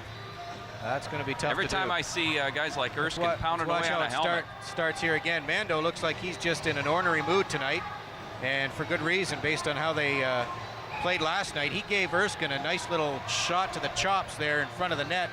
The play would go into the corner, and that's when the two got started with the scrap. But it's going to be an advantage to the Knights on the penalty situation, as Mando was getting the original call. Gene Chirillo, what a player he has become. What a goaltender he's been for the Knights this year. He has really answered what was, I thought, the key question coming into this year on the Knights, the goaltending, and he has just been outstanding. Thanks to the work of Jim Sidwell and Tom Hedican. Chirillo just has really turned things around. Not that he was terrible last year, but he was just an unknown quantity. He was a rookie last year and played fairly sparingly. There's London native Ron Vogel.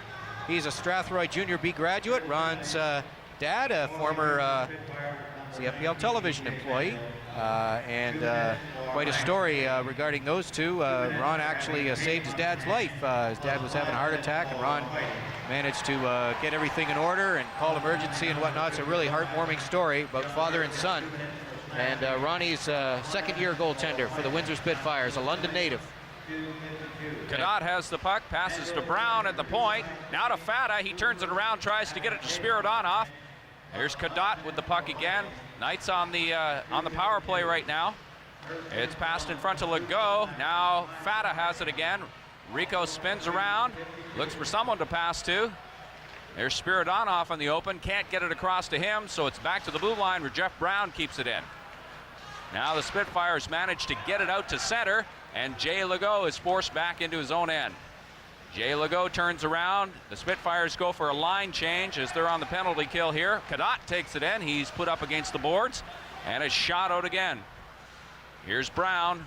Martin chases him. Legault to Brown. Knights having a little difficulty getting this power play going right now. Jeff Brown passes off the boards to Fata. Fata can't handle it, and it's back to Jay Legault on the London end. 4 minutes gone in the first period between the Knights and Spitfires. November 14th here at the Ice House. Steve Matthews and Jim Van Horn bringing you this game on Rogers Community TV. Ron Vogel stops the puck, and it's dumped off the boards to the blue line, then down the ice again. Gene Chirillo out of his net. Gene Chirillo playing in 18 of the Knights' 21 games so far this year, as Jimmy mentioned. Alan Hitchin out with an injury about a month and a half ago. Talking to Hitchin before the game, Jim, and he figures he'll be back next week. He's going to play with a knee brace. Oh, big hit there on Jeff Zaire. Jeff Brown took it to Jeff Zaire. Here's Zaire trying to hit back, but going nowhere with it. Crawford turns around, and it's dumped all the way down the ice. 4 seconds left in the Windsor penalty to DJ Mando.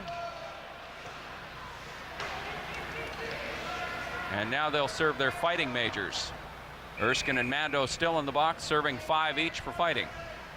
Jeff Zaire took a big hit along right at the London bench there. Zaire has just returned to the Windsor lineup after a team-imposed suspension. And let's take a look at it here. And tell you what, every chance somebody gets to hit Jeff Zaire, they do. He's one of those agitator types. And if you get him lined up like that, you will notice that any other player in the OHL, maybe even some of his own teammates, will take advantage of that, because Jeff knows how to get it. He's from nearby Tavistock, a second-round pick of the Islanders, so he's definitely looking at a good future in the game. But he's one of those Ken Linsman type agitators, And boy, you can get under an opponent's skin, that's for sure. Crawford has the puck for Windsor. Spins around, tries to go past Ugranis, can't do it. Ugranis dragged him down. Now along the boards, Mahan. Mahan fights it out with DiPetrillo. They're looking at each other. There's Lang. Metcalf keeps it in for London. Mazuka now backhands it to DiPetrillo. DiPetrillo in front looking for Jason Lang, but Lang couldn't see it. And Ron Vogel jumped on the puck. We'll have another face-off. Well, these teams have a lot of scoring power. Really, that's kind of their forte. And in fact, we're watching the leading scorer, leading point getter at least, in the Ontario Hockey League tonight, and Peter Sarno of the Windsor Spitfires, who has 42 points, again, to lead the OHL. And, of course, Mark Cadotte and Jay Legault are in the top 5 with 35 and 34 points, respectively. There you get a look at Sarno, the leading scorer in the Ontario Hockey League, 42 points coming into this one. And was Sarno not Rookie of the Year last year also? Sure was, yeah. There's Kip Brennan with the puck for Windsor. Windsor tough guy Kip Brennan dumps it all the way down the ice, and Alex Henry out for his first shift for the Knights. He loses the puck to Sarno. Sarno tried to center it, but it didn't go anywhere. A little bit of a miscue in the London end. Now Jeff Sayre has it, passes in front, picked up by Barch. He passes to Spiridonov, and Max Spiridonov heads up the wing. He'll try and cut across in front. He does so, and scores! Beautiful deke on the part of Max Spiridonov. How do you like that one? Not much to analyze about that one. That move kind of speaks for itself as Max Spiridonov scores a beauty. Watch this individual effort as he just turned around the Windsor defenseman, Kip Brennan, I believe it is. Yes, it's Brennan. Now watch, Vogel comes out with the Johnny Bauer, and Max isn't fooled by that. He goes right around him and into the net for a 1-0 London lead. What a beautiful play by Max Spiridonov. The Johnny Bauer? Well, Johnny was the Mr. Pokecheck. You know, he used to okay, come out. Okay. You got to explain these things to our younger listeners. Yeah, that's true, too. But Max Spiridonov with a beautiful individual effort to give the Knights a 1-0 lead. That was a dandy, and it's the 19th goal of the year for Max. Way to go, Max Spiridonov. 1-0 London Knights with just about 7 minutes gone in the first period. In behind the London net, Rico Fata picks it up. He passes to center. Cadotte can't get the stick on it. Here's Fata again. Now Metcalf. Fata turns around. Now Tom Kostopoulos has it for London. He shoots. Vogel kicks out the pad and puts it out to the blue line. Here's Fata. He takes a hit from Cook. Cook's coming in looking to pass. Does so. Illich could not get the shot away. Fanned on it. Now Drew Felder has it for the Windsor Spitfires just inside the London blue line. In behind the net, Rico Fata. Rico Fata almost lined up by Cook again. Got out of the way just in time. Now Illich has it. Ugranis hits him. Spitfires putting a little bit of pressure on, but can't find anybody to pass to. Here's Kostopoulos for London. Takes it across the blue line, shoots. And that one is into the chest protector of Ron Vogel. Some hits in behind the play. This is not going to be the type of game we had last night, Jim. No, I don't think so. I think probably for good reason. Windsor's, I think, a little frustrated with the way obviously things are going for them right now. And right there, Tom Kostopoulos got a pretty good shot away on the 2-on-2. And boy, Windsor should be as rugged before the whistle as they are after the whistle. You know, Tom was able to get off a good shot there. Really, he was allowed to just kind of walk right in. And I don't know if we can get a replay of that, but Tommy had actually a good shot on net. And then afterwards, the Spitfires decided to lay the old body on him. It's a little bit too late at that point, but it stays 1-0 London as Gary Agnew tries to get things going. I'm sure he wants to see the Knights step on Windsor a bit tonight. They've got the weekend off. As you get a look at Jay Legault, who I think has just been terrific this year in all ways for the London Knights, and his play may even get him an invite to the Canadian junior team. As we found out this week, they're at least considering inviting him to their training camp in early December in Kitchener. We're in the London end again. That's Jarl Ugranis. Puts it around on the boards to Jeff Brown, the Knights captain right now. Richard Paturi now for London. He spins around, passes to Brown. Spiridonov ends up with it.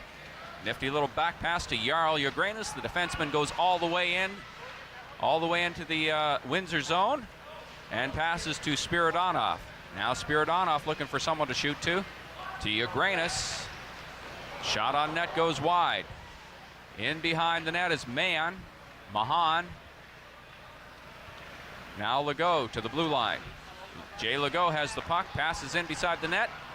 Patiri gets it in, and there's a Jay Legault. Well, this is off to the same kind of start, I guess, of the game last night. London's just allowed to do everything they want. The Knights are just rolling right now. It's only 2-0, but it doesn't look like Windsor has any willingness to really compete in this game tonight. Jay Legault slides to the net, into the slot, untouched, and slides a backhand underneath the beleaguered Ron Vogel, who's just been, looks like he's just been allowed to kind of do this one himself. The Spitfires really have to wake up here. London's going to have this one over real early and in a big way. Jay Legault gets the goal, and it made it look easy for Jay Legault. That's a power play goal, and that's number 17 to give London a 2-0 lead as we're not even halfway through the first period. Shots are 8-1 in favor of the London Knights, and it's 2-0. Approaching the 9-minute mark of this first period between the Knights and Windsor Spitfires. Out comes Jeff Brown, passes to Mike Mazuka. Mazuka puts it into the corner, and there goes Kelly after the puck out in front. Kelly takes a whack at it. 2 Windsor players fell down on that play. It's out in front of the net again, and back come the Spitfires. Peter Sarno passes up on the wing. Here's Rupp. Rupp shoots, goes wide. Now Kip Brennan keeps it in for Windsor. Out in front of the nets and going nowhere except onto the stick of Chris Kelly of the London Knights. He takes it across the blue line with Mike Mazuka. To Mazuka out in front, they score! I think that one might have gone off a Windsor player, Steve. We'll have to get a look at the replay, but it's 3-0 London. And let's see who's going to get credit for this one, but that's the way it goes when you're going well. They go in every way, and conversely, when Windsor's struggling so badly, boy, this is just awful for poor Ronnie Vogel. I feel bad for him because he's just getting stomped on there as the Knights are just buzzing around the net, totally untouched. And this one is not pretty. Poor Ron's going to get some relief now. Not his fault, but it looks like the Windsor Spitfires are going to change goaltenders as we await the call on the goal. Michael Podolka is going to come in. He started last night's game, the Thursday night game, and he was pulled. Vogel came in later, but Mike Mazuka, I think, is going to get credit for the goal. He attempted the centering pass, and I believe it went in off a Windsor player. I think it went in off of Kip Brennan. Actually, poor Ron Vogel had to stop the puck and Kip Brennan, who was coming his way, and Kip Brennan's about 6'5". Yeah, exactly. Yeah. As Jason Metcalf goes to the box for London. 3-0 in favor of the Knights. 38 seconds left to go in the first period. This face-off inside the Windsor, or inside the London end. Crawford has it. Fights for it with Cadotte. Here comes Mark Cadotte. Knights short-handed. Not stopping Mark Cadotte, though. He takes a shot on net, goes through the crease and into the corner. There's a shot by Jeff Brown. Brown's shot stopped easily by goaltender Michael Podolka. Here's Jeff Zare for Windsor. Tries to cut around. Jeff Brown can't do so. He's tied up nicely. Sarno passes to Lancashire. Lancashire into the corner to Crawford. Crawford out in front. And it's banged away by John Erskine, but not over the blue line. Lancashire gets another shot away. Dean Mando tries to pass in front of the net. And there's a shot, and they score! Goal there by Peter Sarno of the Windsor Spitfires, make it a 3-1 hockey game. That is a power play goal by Sarno. As the whistle went for the end of the first period, and that goal will count. Actually, they're discussing it right now, just inside the London blue line. Referee Dave Lynch talking to Jeff Brown.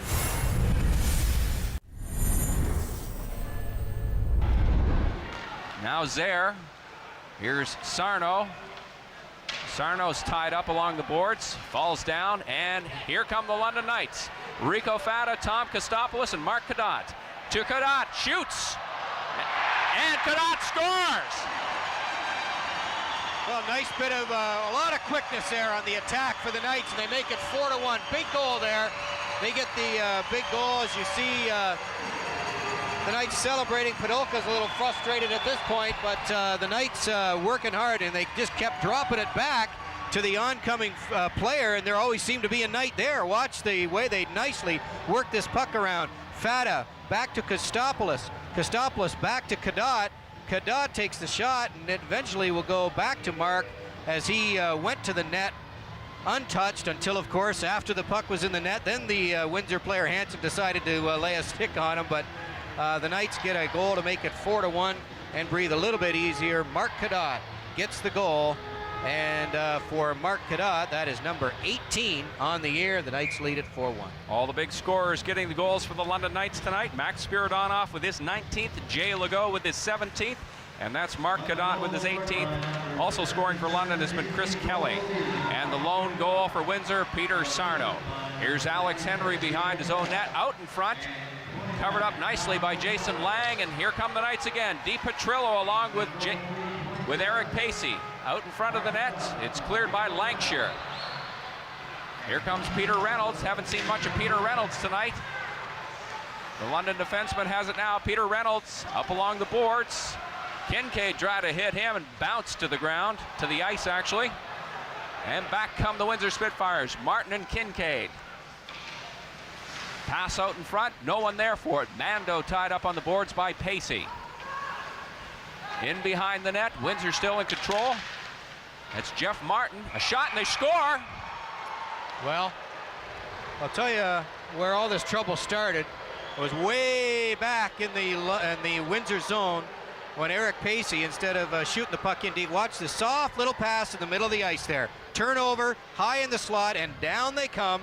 The Knights never really get a chance to get the puck out of there, never really get a chance to get set, but Eric Pacey again, you know, he's back there trying his best to help out, but Windsor has possession of the puck all the way. Finally, Lancashire in front, but this as we saw early in that replay, Pacey with that soft little pass out into the slot area, forcing the turnover, turning the puck over instead of putting it in deep, and it ends up in a Windsor goal, 4-2 London. Matt Elich with the goal for Windsor. No, Lancashire. Mike Lancashire gets the goal for Windsor. London never got possession of the puck again after the turnover in the Windsor zone, high in the slot. Here's Chris Kelly and Mike Mazuka. Mazuka winds up, fans on a shot, goes behind the net. Patiri picks it up, spins around in the corner. Now ends up on the stick of Kelly. He gets a shot away, a quick shot. Podolka handled that no problem. Now all the way down the ice again. This will be an icing call. 4-2 in favor of the Knights with 5 minutes gone in the second period. I'm Steve Matthews with Jim Van Horn at the Ice House. Want you to join us again for London Knights hockey next Friday night as we welcome the Plymouth Whalers here.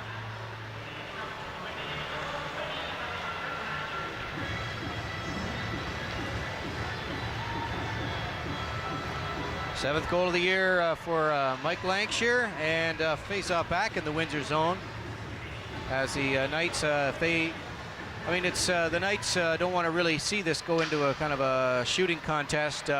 Spitfires, you want to put them away just for solid defense and hopefully get out of the game with minimal damage to your goals against average. Zaire starting the rush for Windsor now. Watson with him. Zaire with a good move. He gets the shot away and they score! That's Peter Sarno. Sorry, not Peter Sarno. Robin Boucher, I think. It's 28, I think. Yeah, it's Robin Boucher. Robin Boucher. And all of a sudden, it's 4-3. And this one is into the shooting gallery territory. Watch this now as it's out in front, the slot area. Man, just kind of half a step is all it takes. Puck squirts out, and Boucher bangs it home for a 4-3 hockey game now. All right, welcome back.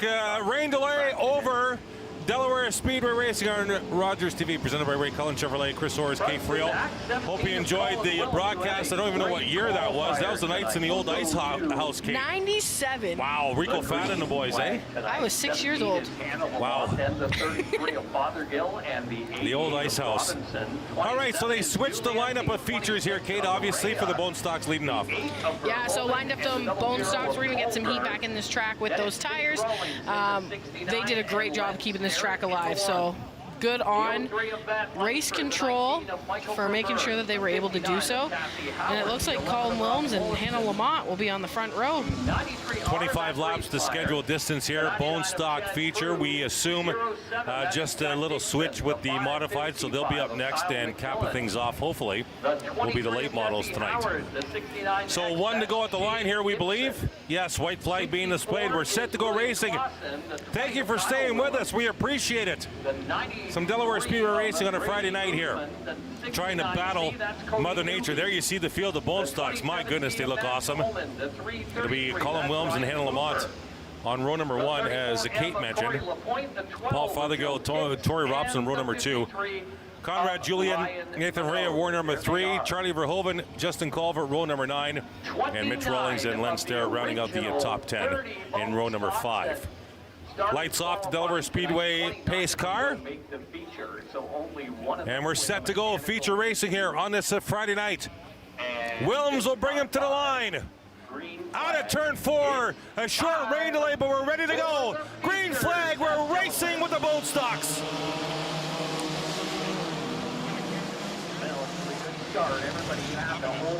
Field will rumble through turns 1 and 2. Wilms will lead him out of turn number 2.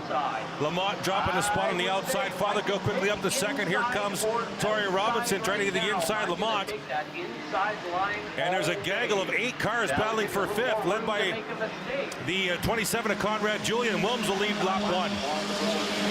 Yeah, Wilms, Fothergill, and Hannah Lamont in the 3rd spot. So that's a great start for Hannah Lamont. She had to start on the outside, but was able to get to the inside. But she's going to have a whole lot of heat on her here soon, because Charlie Verhoeven is already up to 6th position. Fothergill looked to the inside briefly. Wilms on the high groove. We'll get a good run on a corner exit turn number 2, or 4, excuse me, and we'll lead lap number 2. Battle for 3rd, Lamont holding on. Tori Robinson all over her, and Robinson will draw even behind the leaders about a quarter of a straightaway. Wilms in the 17, Fothergill in the 33. They're side by side for 3rd.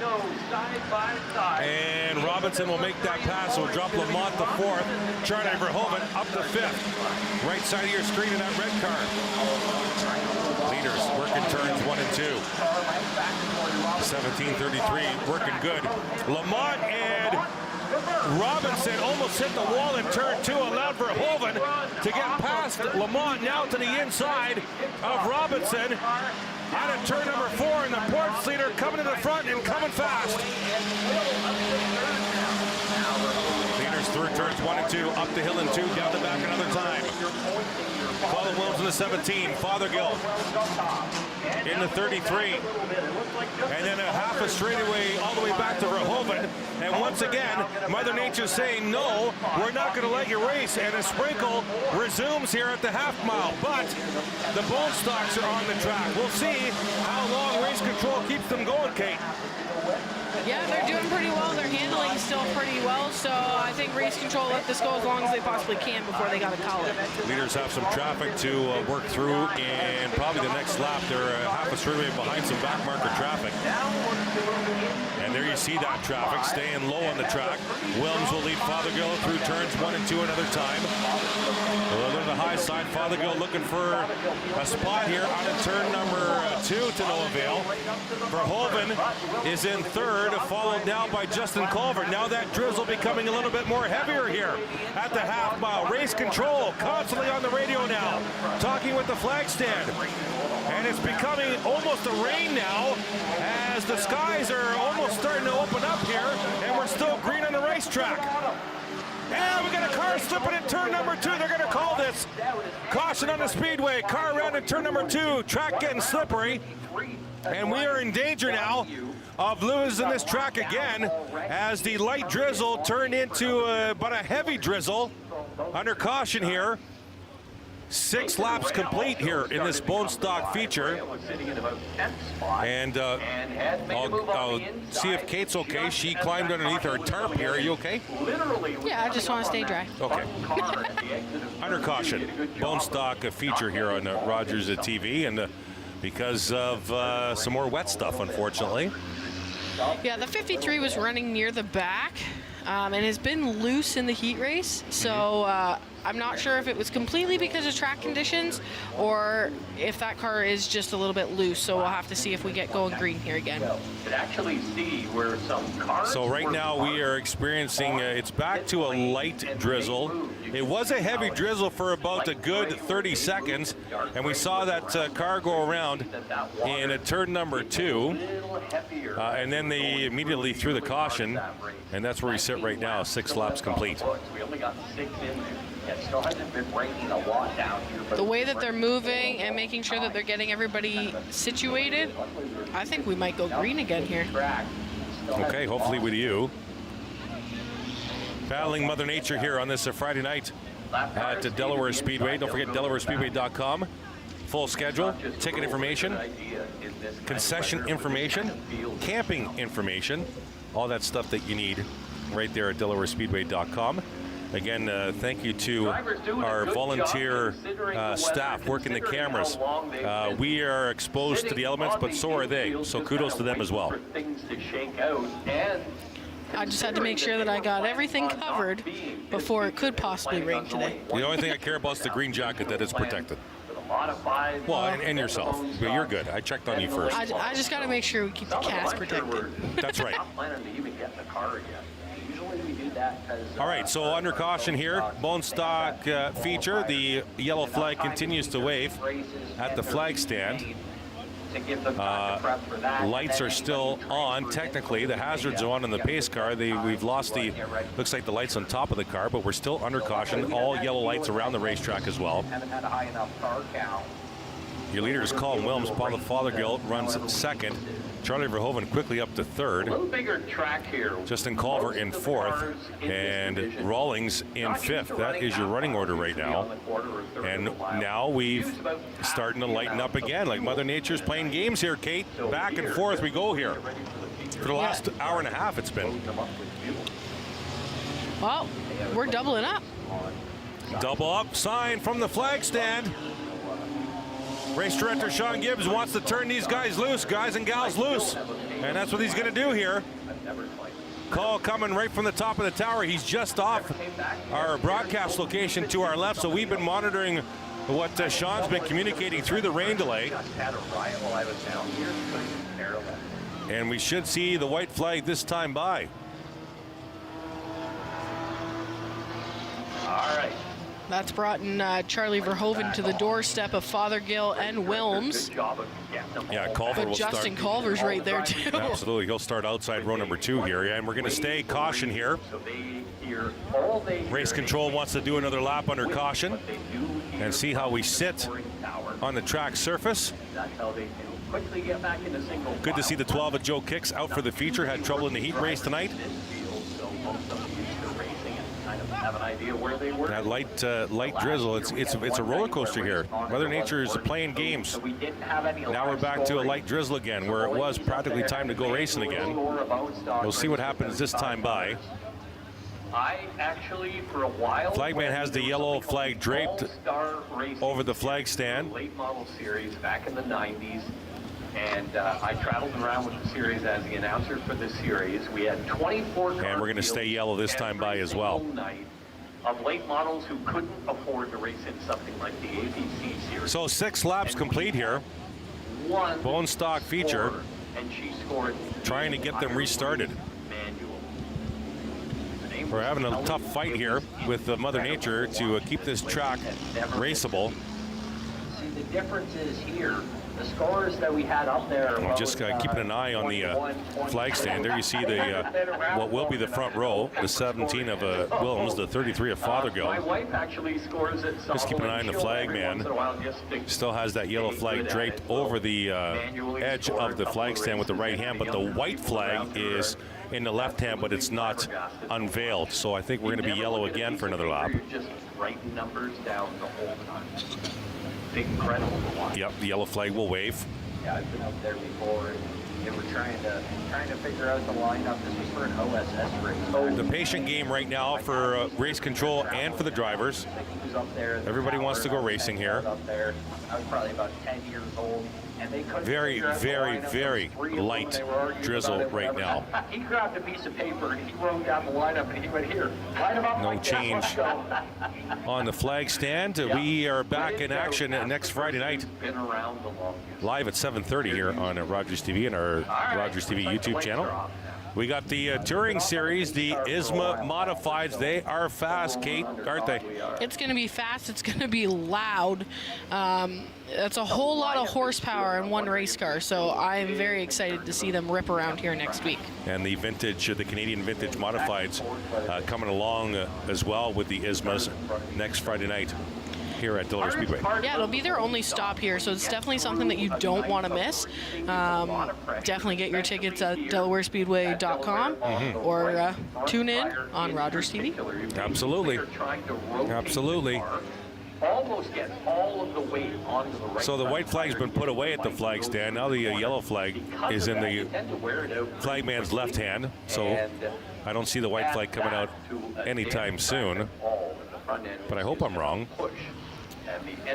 I want to go racing here. Yellow flag waving. No matter how big or small that corner is. I wonder if any of the drivers changed the As the field goes by under caution speed. I think it moved around a fair bit. I mean, the left rears they used almost not at all. They never touched the ground. Obviously, the bone stocks, Kate, they can run in a little bit of light, damp rain, but still, there's a point where they can't. But like we talked about in the heat races, right? We're watching cars like Fothergill, Charlie Verhoeven, right? They've got that car set up that sometimes they only have 3 tires touching. So that's only 3 spots where we have any contact patch with the racetrack. So you want to give them the best advantage to continue to run their cars the way that they normally do in a race condition. Race control call to bone stocks, looking for thumbs up, thumbs down this time by. Let's have a look. There you see them. Lots of thumbs ups. These guys want to go, guys and gals want to go racing here. Race control asking them for a signal out the driver's window.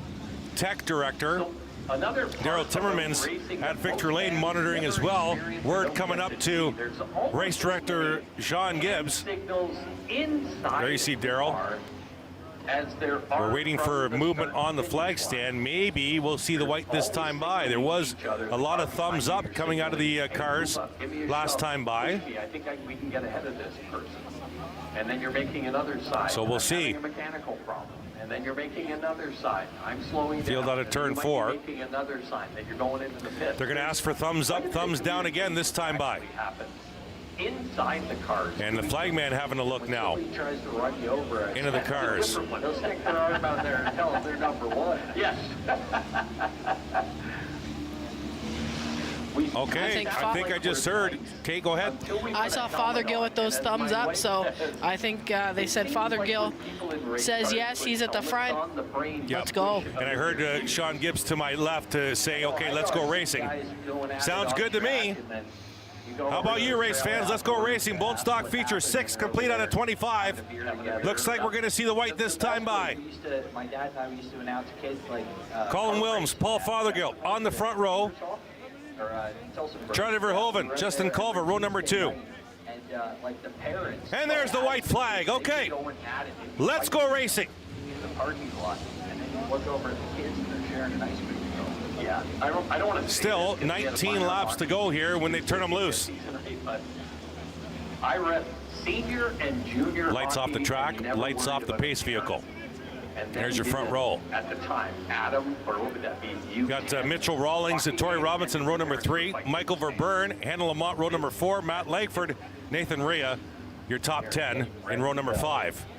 And we're set to go. Willems in the blue 17 will lead him to green here with 19 laps to go. Thank you so much for your patience back home and sticking with us. We appreciate it. Here they come. Out of turn 4, bone stock feature. Green flag. We're racing from Delaware. Fothergill, good jump there. Will try and get down, and he will get down. Out to about 5 car lengths on Wilms already. Justin Culver making a move on the outside of Charlie Verhoeven. Verhoeven in the 8. The 88 right there as well. That's Tori Robinson. The baby blue 00, Justin Culver. Field will dive into turn number 1. Work through turn number 2.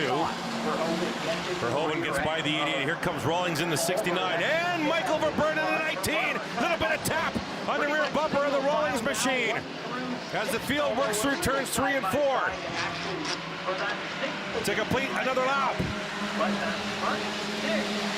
As we again start experiencing a very light drizzle. Now we get halfway. That's another variable here for the Bone Stock feature, Kate. Yeah, everybody's just got to be mindful of taking lap after lap. Remember about track conditions. But also, you want a good finishing spot, so everybody's trying to chase down Paul Fothergill at the moment. My apologies, top 6 nose to tail. Here they come. Into our turn 1 camera. Fothergill will lead him as they dive into turn number 1. Verburn in the 19. Rawlings in the 69. That's a battle for 5th on the racetrack. Down the back they go. They're about 6 car lengths behind 4th place Charlie Verhoeven. Rawlings will pinch him off. Great work there by Mitchell Rawlings to keep that spot. And Verburn's in trouble. In the 19, he's off the pace. Maybe a tire down, Kate? Tires all look good. Yeah. 19 off the pace as the field is going by the 19. Leaders in turns 3 and 4. And Verburn coming into the pits. Problem on the 19 of Verburn as now we get a little bit more drizzle here. Yeah, the 19 of Verburn, that's the second race now that we've seen some mechanical problems on that car. Verhoeven inside of Culver. That's for 3rd down the back. And caution on the speedway, and I believe it'll be for weather again. I don't see an incident unless you do, Kate. I do. Weather. It is a caution for weather. Pretty wet down there in turn 1. We have 11 laps in the books, 14 still to go. And Mother Nature just won't let go. So far, 15 remaining. And this is really putting the modified feature and the late model feature in jeopardy because we know that there was weather coming at about 10 p.m. Wasn't that right, Kate? Yeah, I think originally we had thought around like in between 10 and 10:20. Okay. So the fact that we're already in and out of weather now is definitely going to hurt our chances. Not what we want to see, but hopefully we can get back green here shortly and change that. Right now, they actually look like they're in a pretty good line. There's a couple of moves. Okay, let's. I think we're going to look at the radar here. Chris told us from the truck. Let's have a look here, Kate. A couple of cars that are moving up. It's a whole lot of light blue coming through. There is going to be a couple little darker blue and green patches. So we've seen them already. And that's going to be those big, heavy spots that we already kind of felt. And we're hoping that that light blue just stays present so that we can get this feature finished. Under another rain delay here. We'll be right back. Delaware Speedway Racing on Rogers TV, presented by Ray Cullen Chevrolet.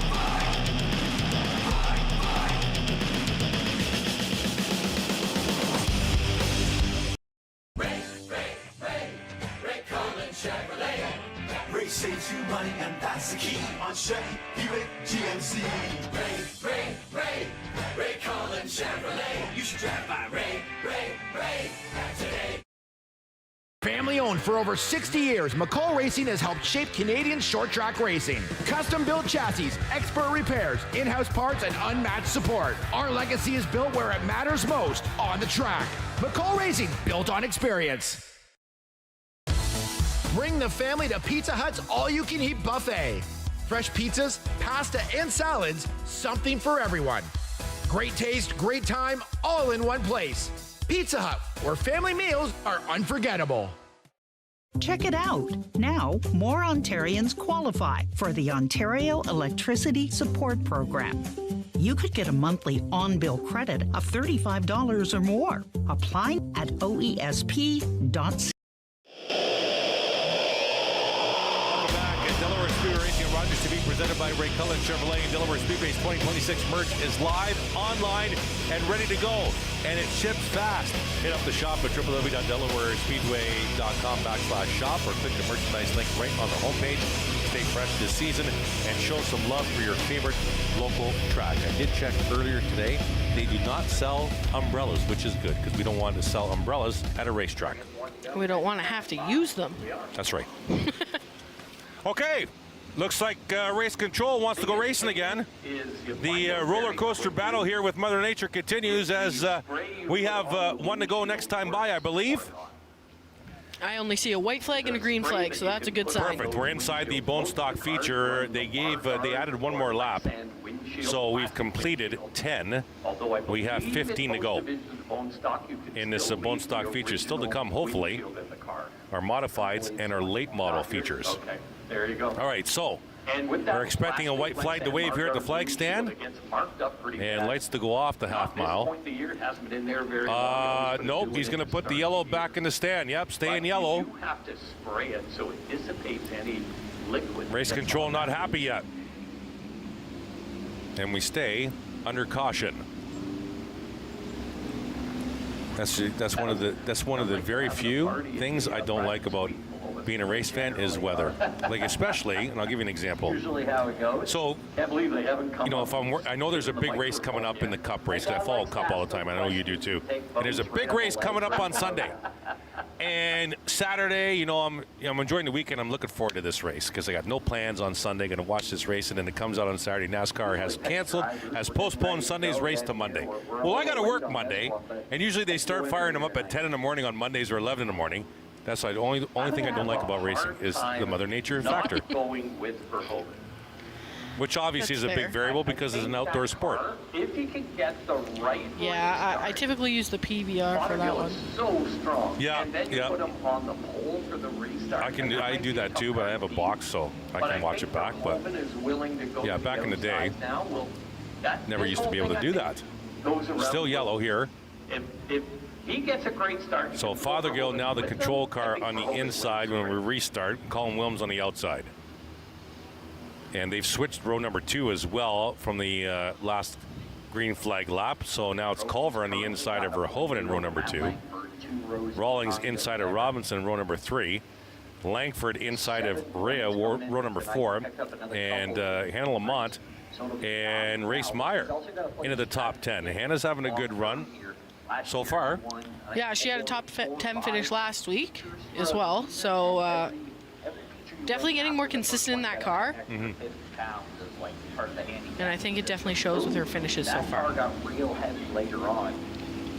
Wonder if he's maybe just going to. Race Control talking with officials around the track, not just the flag man, but officials in the corners, seeing if, because it very easily could be drizzling in turn 3, but not in turn 1. That's why there's spotters around the half mile. Doesn't seem like a lot when I say half mile, but yeah, it could be drizzling over in turn 3 and not in turn 1. So we'll see what happens this time by. And there's the tech director Daryl Timmermans monitoring from trackside as well. The car actually will get better. Conversation continues on from Race Control here. They'll go by the flag stand and still yellow for at least another lap. They've completed probably a feature's length worth of laps under caution, I'll tell you that. Getting some thumbs up there again from Paul Fothergill. There you see Timmermans on the right side having a look. Saw a thumbs up from Langford. Wollaston. It is true, you got a couple of laps to go. Cassie Howard. Now you see Daryl communicating back up to the tower beside us to Sean Gibbs, and Sean's going to make a call here. Either we'll see the white or we'll do another lap. Caution laps don't count, but so we'll see what happens here. Coming around to the flag stand. There's still 15 to go here. Lap counter does not move here under caution. Although it did it 3 weeks ago when I was last here, because it was the last race of the night, and it was a big touring feature race. Fothergill again has the thumbs up out the window. Okay. And Daryl's going to have another look here as the field rolls by. I don't know if I'd be that close to these guys, even under caution. So Somebody's going to try to. Daryl's having a look here, looking for signs from the drivers. And now communicating. A couple of weeks ago, we had a less experienced track official. Oh, Daryl's going to go out and take a look here at the track, see if it's slick. Turn 3 and 4 to take the green, decide to walk out in the middle of 3 and 4 to pick something up. Okay, they just made the call. 1 to go at the line here. Daryl just called up to race director Sean Gibbs. We are good to go after the slick test. White flag at the flag stand. Let's get this one in. 15 to go here. It'll be Paul Fothergill in the black 33er control car. Colin Williams outside in the blue 17. Culver and Verhoeven, row number 2. And Rawlings and Verburn, not Verburn anymore, my apologies. Rawlings and Robinson, row number 3. Verburn went into the pits with car trouble in that 19. Lights off the pace vehicle and around the corners of the track. And now we just call their stay in yellow as another drizzle. This is, I'll be honest with you, from my heart, this is ridiculous. Because it's been back and forth, and you know exactly what I'm talking about. It hasn't been, there's been no hard rain, there's been no steady rain. The worst we got was kind of a heavy drizzle. Other than that, it's been a very, very light drizzle, and then stop, and then we're good to go. And then all of a sudden, a very light drizzle, caution, and then it stops, we're good to go. It's been like that for the last, I'd say, 45 minutes to an hour. Yeah, and it seems like every time we get the white flag on the double up, the rain decides, oh, let's come back a little bit again. So, still remaining under caution here. And the longer we stay under caution, the closer the real weather comes to the Speedway. We all know that. We'll try a 1 to go, I think, here again at the line. Are they going to try? Okay, let's do it. Let's do it. White flag in the right hand, green flag in the left hand. Okay, so we are going to go white here, I believe. And then maybe Mother Nature will stop playing with our emotions. Yep, he's got the finger on the button to turn the lights off. Lights are off, white flag, here we go. All right, let's get this in. I'm not going to hold my breath, though. The way the night's been going. Fothergill, Williams, front row. Culver, Verhoeven, row number 2.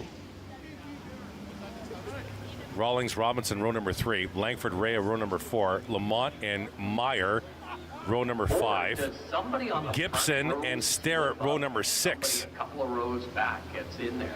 Tightening up at the front of the field here. So many variables with a bit of weather happening. Fothergill will lead him to the line. 15 to go here. Trying to get the bone stock feature in. Trying to get all 3 features in.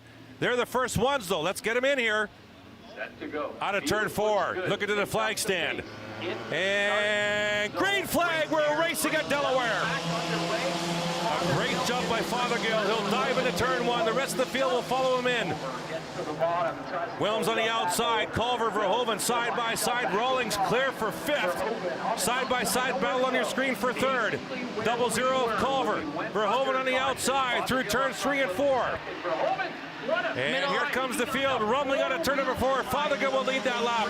Williams staying with him. Culver is trying to bridge that gap now. He's gotten by Verhoeven, trying to catch the lead pair. Verhoeven to the outside of Rawlings, trying to protect the 4th spot, and he's clear. Front rower, single file, then it's a Rawlings, Robinson, Langford entrenched in a 3-car battle for 5th. Leaders out of turn number 4 another time. Williams right there, looking strong tonight. He'll just follow Fothergill into the corner. 33 Fothergill, 17 Wilms. Down the back another time. They have about 6 car lengths on Justin Culver alone in 3rd. And then another 3 car lengths back to Charlie Verhoeven. And he's got Rawlings about 2 car lengths behind him. Yeah, Charlie Verhoeven was real loose through that corner. Lost a little bit of ground that he was making up on Culver. Leaders out of turn 2, down and back, 12 to go. Slower car on the inside, going to come into the pits. Leaders down to back. Now Verhoeven reeling Culver back in just off your screen right side. You'll see them in the turn just a little bit there. Leaders, another stripe. There you see Culver, Verhoeven, and the 5th place car of Mitchell Rawlings. Back behind this pair.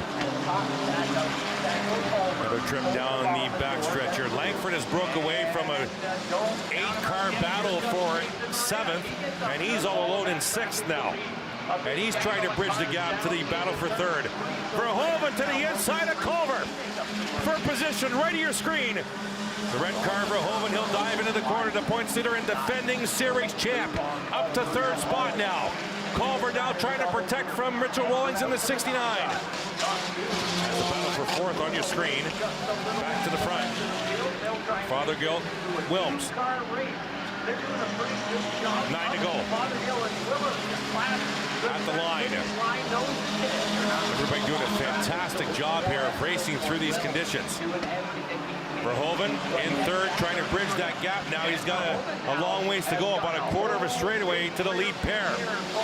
There is some traffic about straightaway and a turn ahead of the leaders that they may have to contend with. It involves 4 cars battling for position. We'll see if they get there. 8 to go. That battle of those 4 cars into turn 3. Leaders halfway down the back. Verhoeven not being able to leave Culver and Rawlings. Rawlings having a good run as well tonight. Leaders into turn 4. 7 to go. Fighting through Mother Nature here. Bone stock feature on Rogers TV. 33 is Paul Fothergill. 17, Colin Wilms. 1st and 2nd. Working their way through traffic. Verhoeven in 3rd, Culver 4th, Rawlings 5th. That is your top 5. Langford all alone in 6th. Then a battle for 7th, about a half a straightaway behind Langford. No trouble for Langford's 6th position right now. Leaders coming up to some more traffic, about a half a straightaway away. And working turns 4 now. Fothergill, 5 to go at the line. 5 laps to go. Bone stock feature.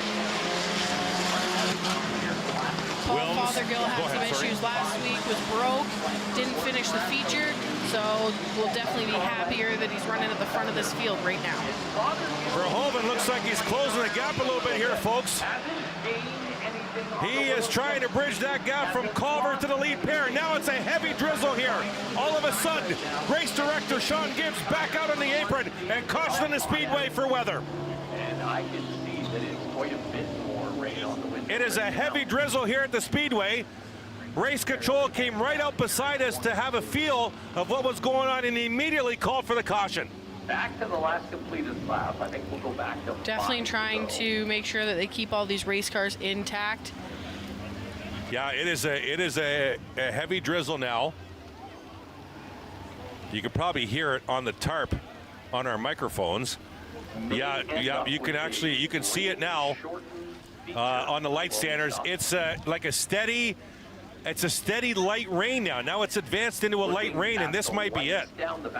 Like if this continues, as Kate heeds cover under the tarp here from our Rogers TV broadcast booth, if this steady light rain continues for a good, I don't know, 5-10 minutes, that's all it takes. We'll lose the track, I think. Caution on the Speedway. Go ahead, Kate. Sorry. It's definitely sped up, and at this point, yeah, I just heard it there. It looks like we're going to have a shortened feature due to rain for the bone stocks. So this might be our finishing order, which would be Paul Fothergill, Colin Wilms, Charlie Verhoeven, Justin Culver, Mitchell Rawlings is your top 5, Matt Langford, Nathan Rea, Len Starrett, Tori Robinson, Race Meyer is your top 10. Now, Kate, explain to our viewers, if you could, why the bone stocks were switched to the first feature and why we can't have the modifieds or late models on the track. Yeah, so they're running a slick tire. So these bone stocks that we have out right now, they're running your tires that you're going to run on your car. They've got a tread to them.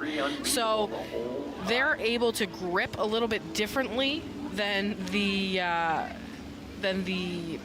late models or the modifieds. Also, you're not going to want to put a modified or a late model into the wall due to rain. It's just not something that you're going to want to do. I'll be honest with you. It was tough talking with you under the tarp when I didn't know whether you wanted to talk or not because I couldn't see you. I was watching the monitor. Oh, they're going to bring the bone stocks in. Yeah. Into the infield here, so I anticipate two things here. Either we'll get track official cars and the pace car. Oh, we're going to have Fothergill's going to be declared the winner here, Kate. Yeah, so I did overhear that there was going to be a shortage. They're just going to shorten it that 5 laps. And Fothergill is your feature race winner. Here at Delaware. Okay, so I think if Paul's going to get, maybe I don't think Paul's going to get interviewed here. Oh, he's going to come out. So I think we're going to actually hear, hopefully, from Paul Fothergill. Momentarily, Jordan Maudsley waiting to interview the driver of the 33. And how many laps were left, Kate? 5? 5. 5 laps were left. So Paul is going to get it out of the car here. Take the bucket off. So Jordan is waiting to talk with Mr. Fothergill, winner of the abbreviated bone stock feature here tonight at the Delaware Speedway. Hearing protection coming off. Glasses coming on. Checkered flag. Let's send it down at trackside to Jordan Maudsley. Wanted to win, but a win all the same. Take me through the night. Yeah, that was good. I enjoy racing in the rain. It's really good fun. Good to be standing in Pennzoil Victory Lane and lift through Toyota for 1 hour series. And the crowd, I don't know how much crowd still left, but I had fun, I know that. How much fun have you been having with these bone stocks the last couple of years? Yeah, the last couple of years, but not the last 2-3 weeks. No, that's not been good at all.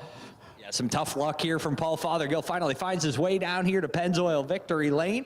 Red flag on the Speedway. Rain delay continues. We'll be right back. Delaware Speedway Racing on Rogers TV, presented by Ray Cullen Chevrolet.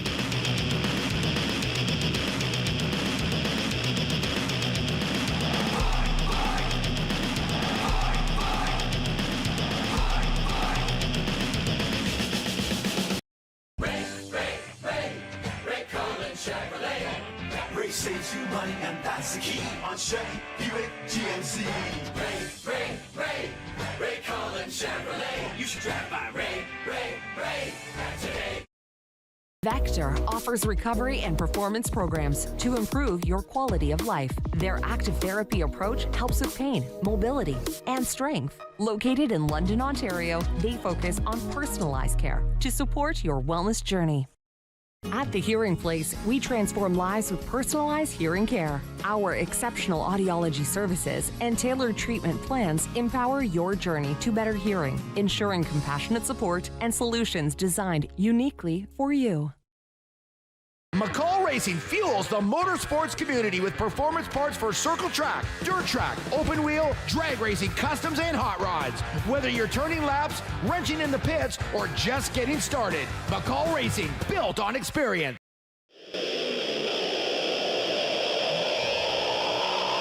Welcome back. Delaware Speedway Racing on Rogers Speed, presented by Ray Cullen Chevrolet. I would be safe to say, and Kate, please correct me if I'm wrong, just looking at light standards in the track, that we've lost the track. Yeah, I think we have. I've seen a lot of the lay models roll back to trailer. They've also taken their toolboxes during the bone stock race. I think that we have lost the track now, and I think that we have another system rolling in behind this one. So yeah. I unfortunately think this might be it for the night. But there is a system rolling in. It's probably about 30 to 45 minutes away from what we last checked the radar. We're just waiting for some sort of official call here. We saw a couple of Delaware Speedway staff members and officials come up here, so we're waiting to find out the decision. We'll be right back, and hopefully we have one for you. Delaware Speedway Racing on Rogers TV, presented by Ray Cullen Chevrolet.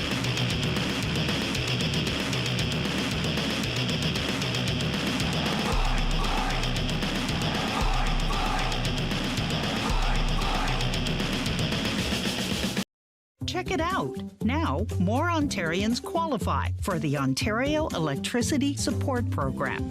You could get a monthly on-bill credit of $35 or more. Apply at oesp.ca. At The Hearing Place, we transform lives with personalized hearing care. Our exceptional audiology services and tailored treatment plans empower your journey to better hearing, ensuring compassionate support and solutions designed uniquely for you. McCall Racing fuels the motorsports community with performance parts for circle track, dirt track, open wheel, drag racing, customs, and hot rods. Whether you're turning laps, wrenching in the pits, or just getting started, McCall Racing, built on experience. With Rogers TV, you can cheer on the home team from the comfort of your living room. We'll head to the rink, the field, the court, or the pitch, so you don't have to. Tune in and cheer on your local amateur athletes on Rogers TV.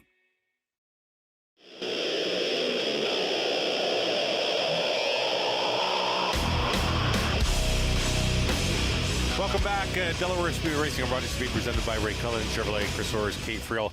Top of the tower, a decision was made while we stepped away. Yeah, so they have decided that we've lost the track.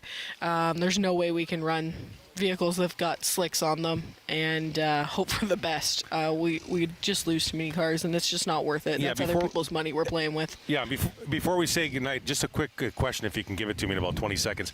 How would they incorporate the modified and the late model features later in the season if the schedule is all complete, Kate? They may just throw a double feature night in there somewhere, but we'll have to wait and see. Thank you so much for staying with us. We appreciate it. It doesn't work without you viewing, so thank you so much, and thank you to our volunteer staff who were out in the rain with us as well. Thank you to everybody, and appreciate it. We're back on from Delaware Speedway next Friday night, live at 7:30. ISMA Modifieds in town. Enjoy the rest of your weekend. Delaware Speedway Racing on Rogers TV, presented by Ray Cullen Chevrolet. Good night.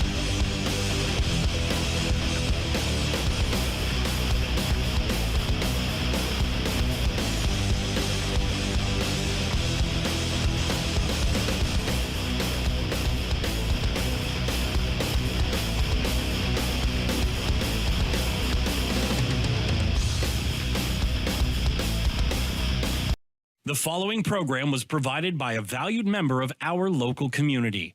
Rogers TV is proud to support local producers and share local voices, ideas, and opinions. For more information, please visit our website.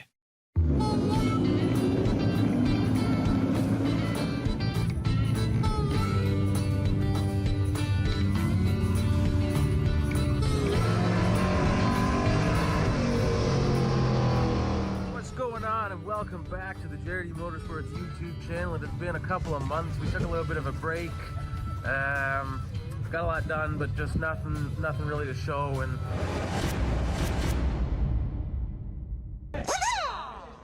had another kid in that time, so we're back anyways. It's ready to go. The race car is ready to go. It looks gorgeous. I'd show it to you, but we're at the racetrack, so naturally it is raining.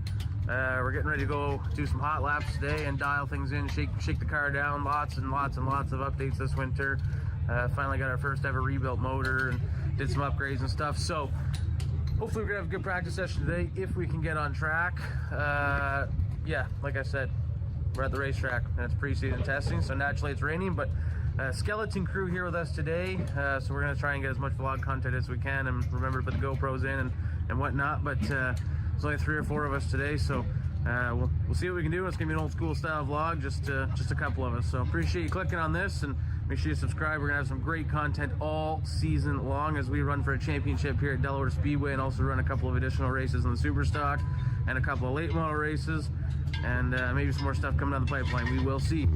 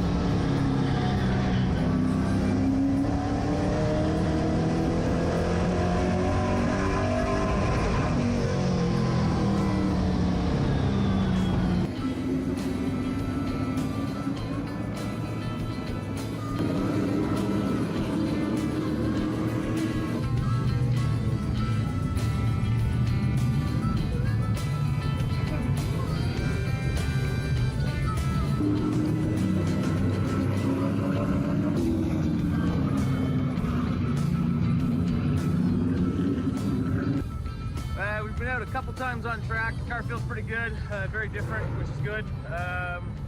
It's going like 80%. We're not trying to break any track records today. Make sure everything's good on the car. We're just putting some sticker tires on to scuff tires, so definitely still not going to try and go super fast. I don't think that's the point of today. Maybe towards the end of the day we'll mount up and see if we can go do a couple of mock runs and see what we got. But overall, really happy with what the guys at Velocity Race Cars have done, and hopefully we turn up the wick here a little bit.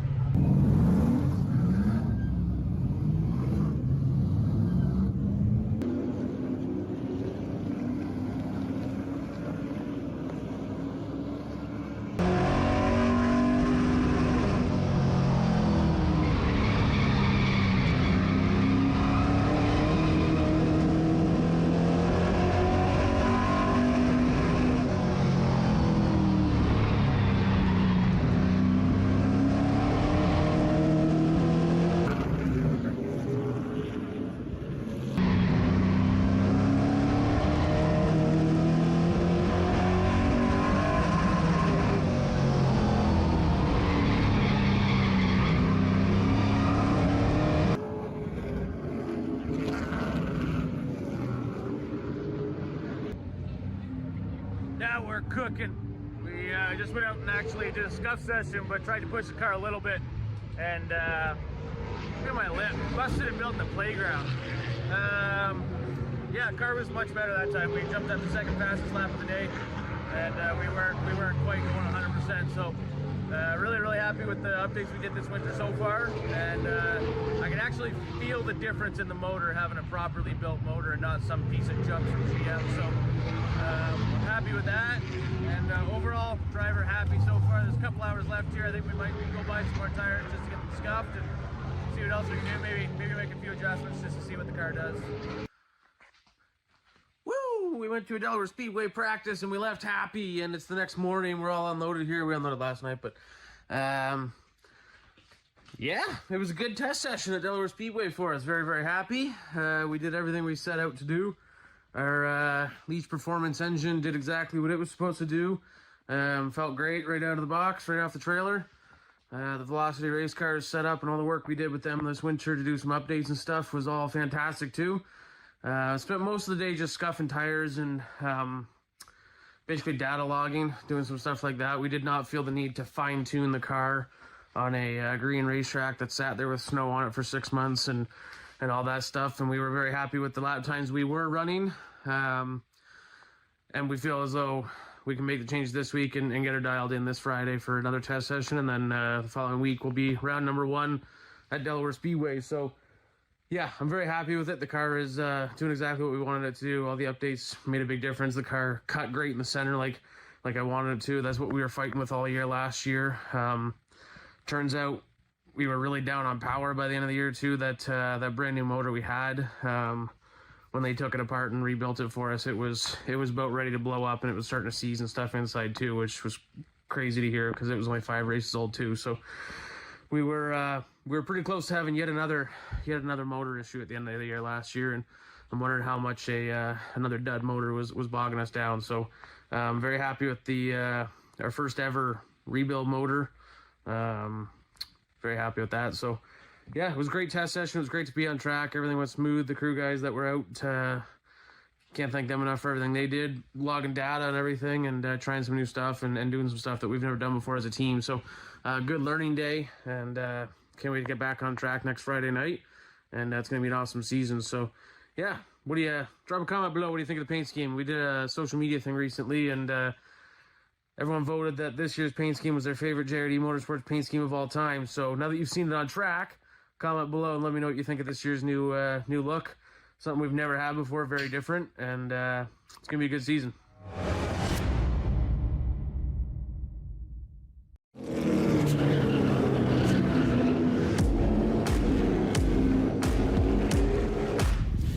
One more round. I'd like to get in this car for the first round of the night.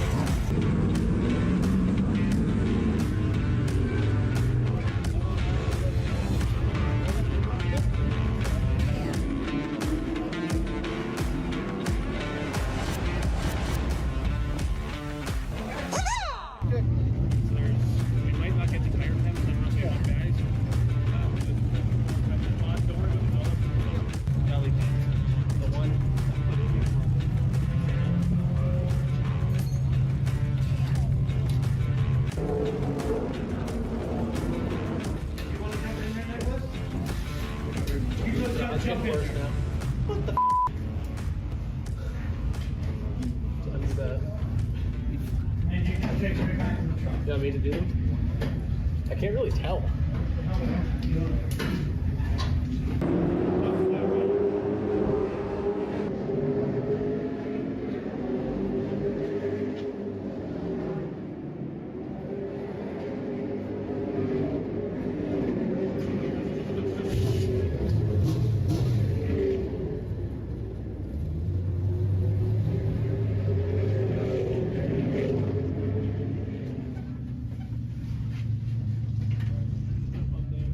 I gotta get my helmet for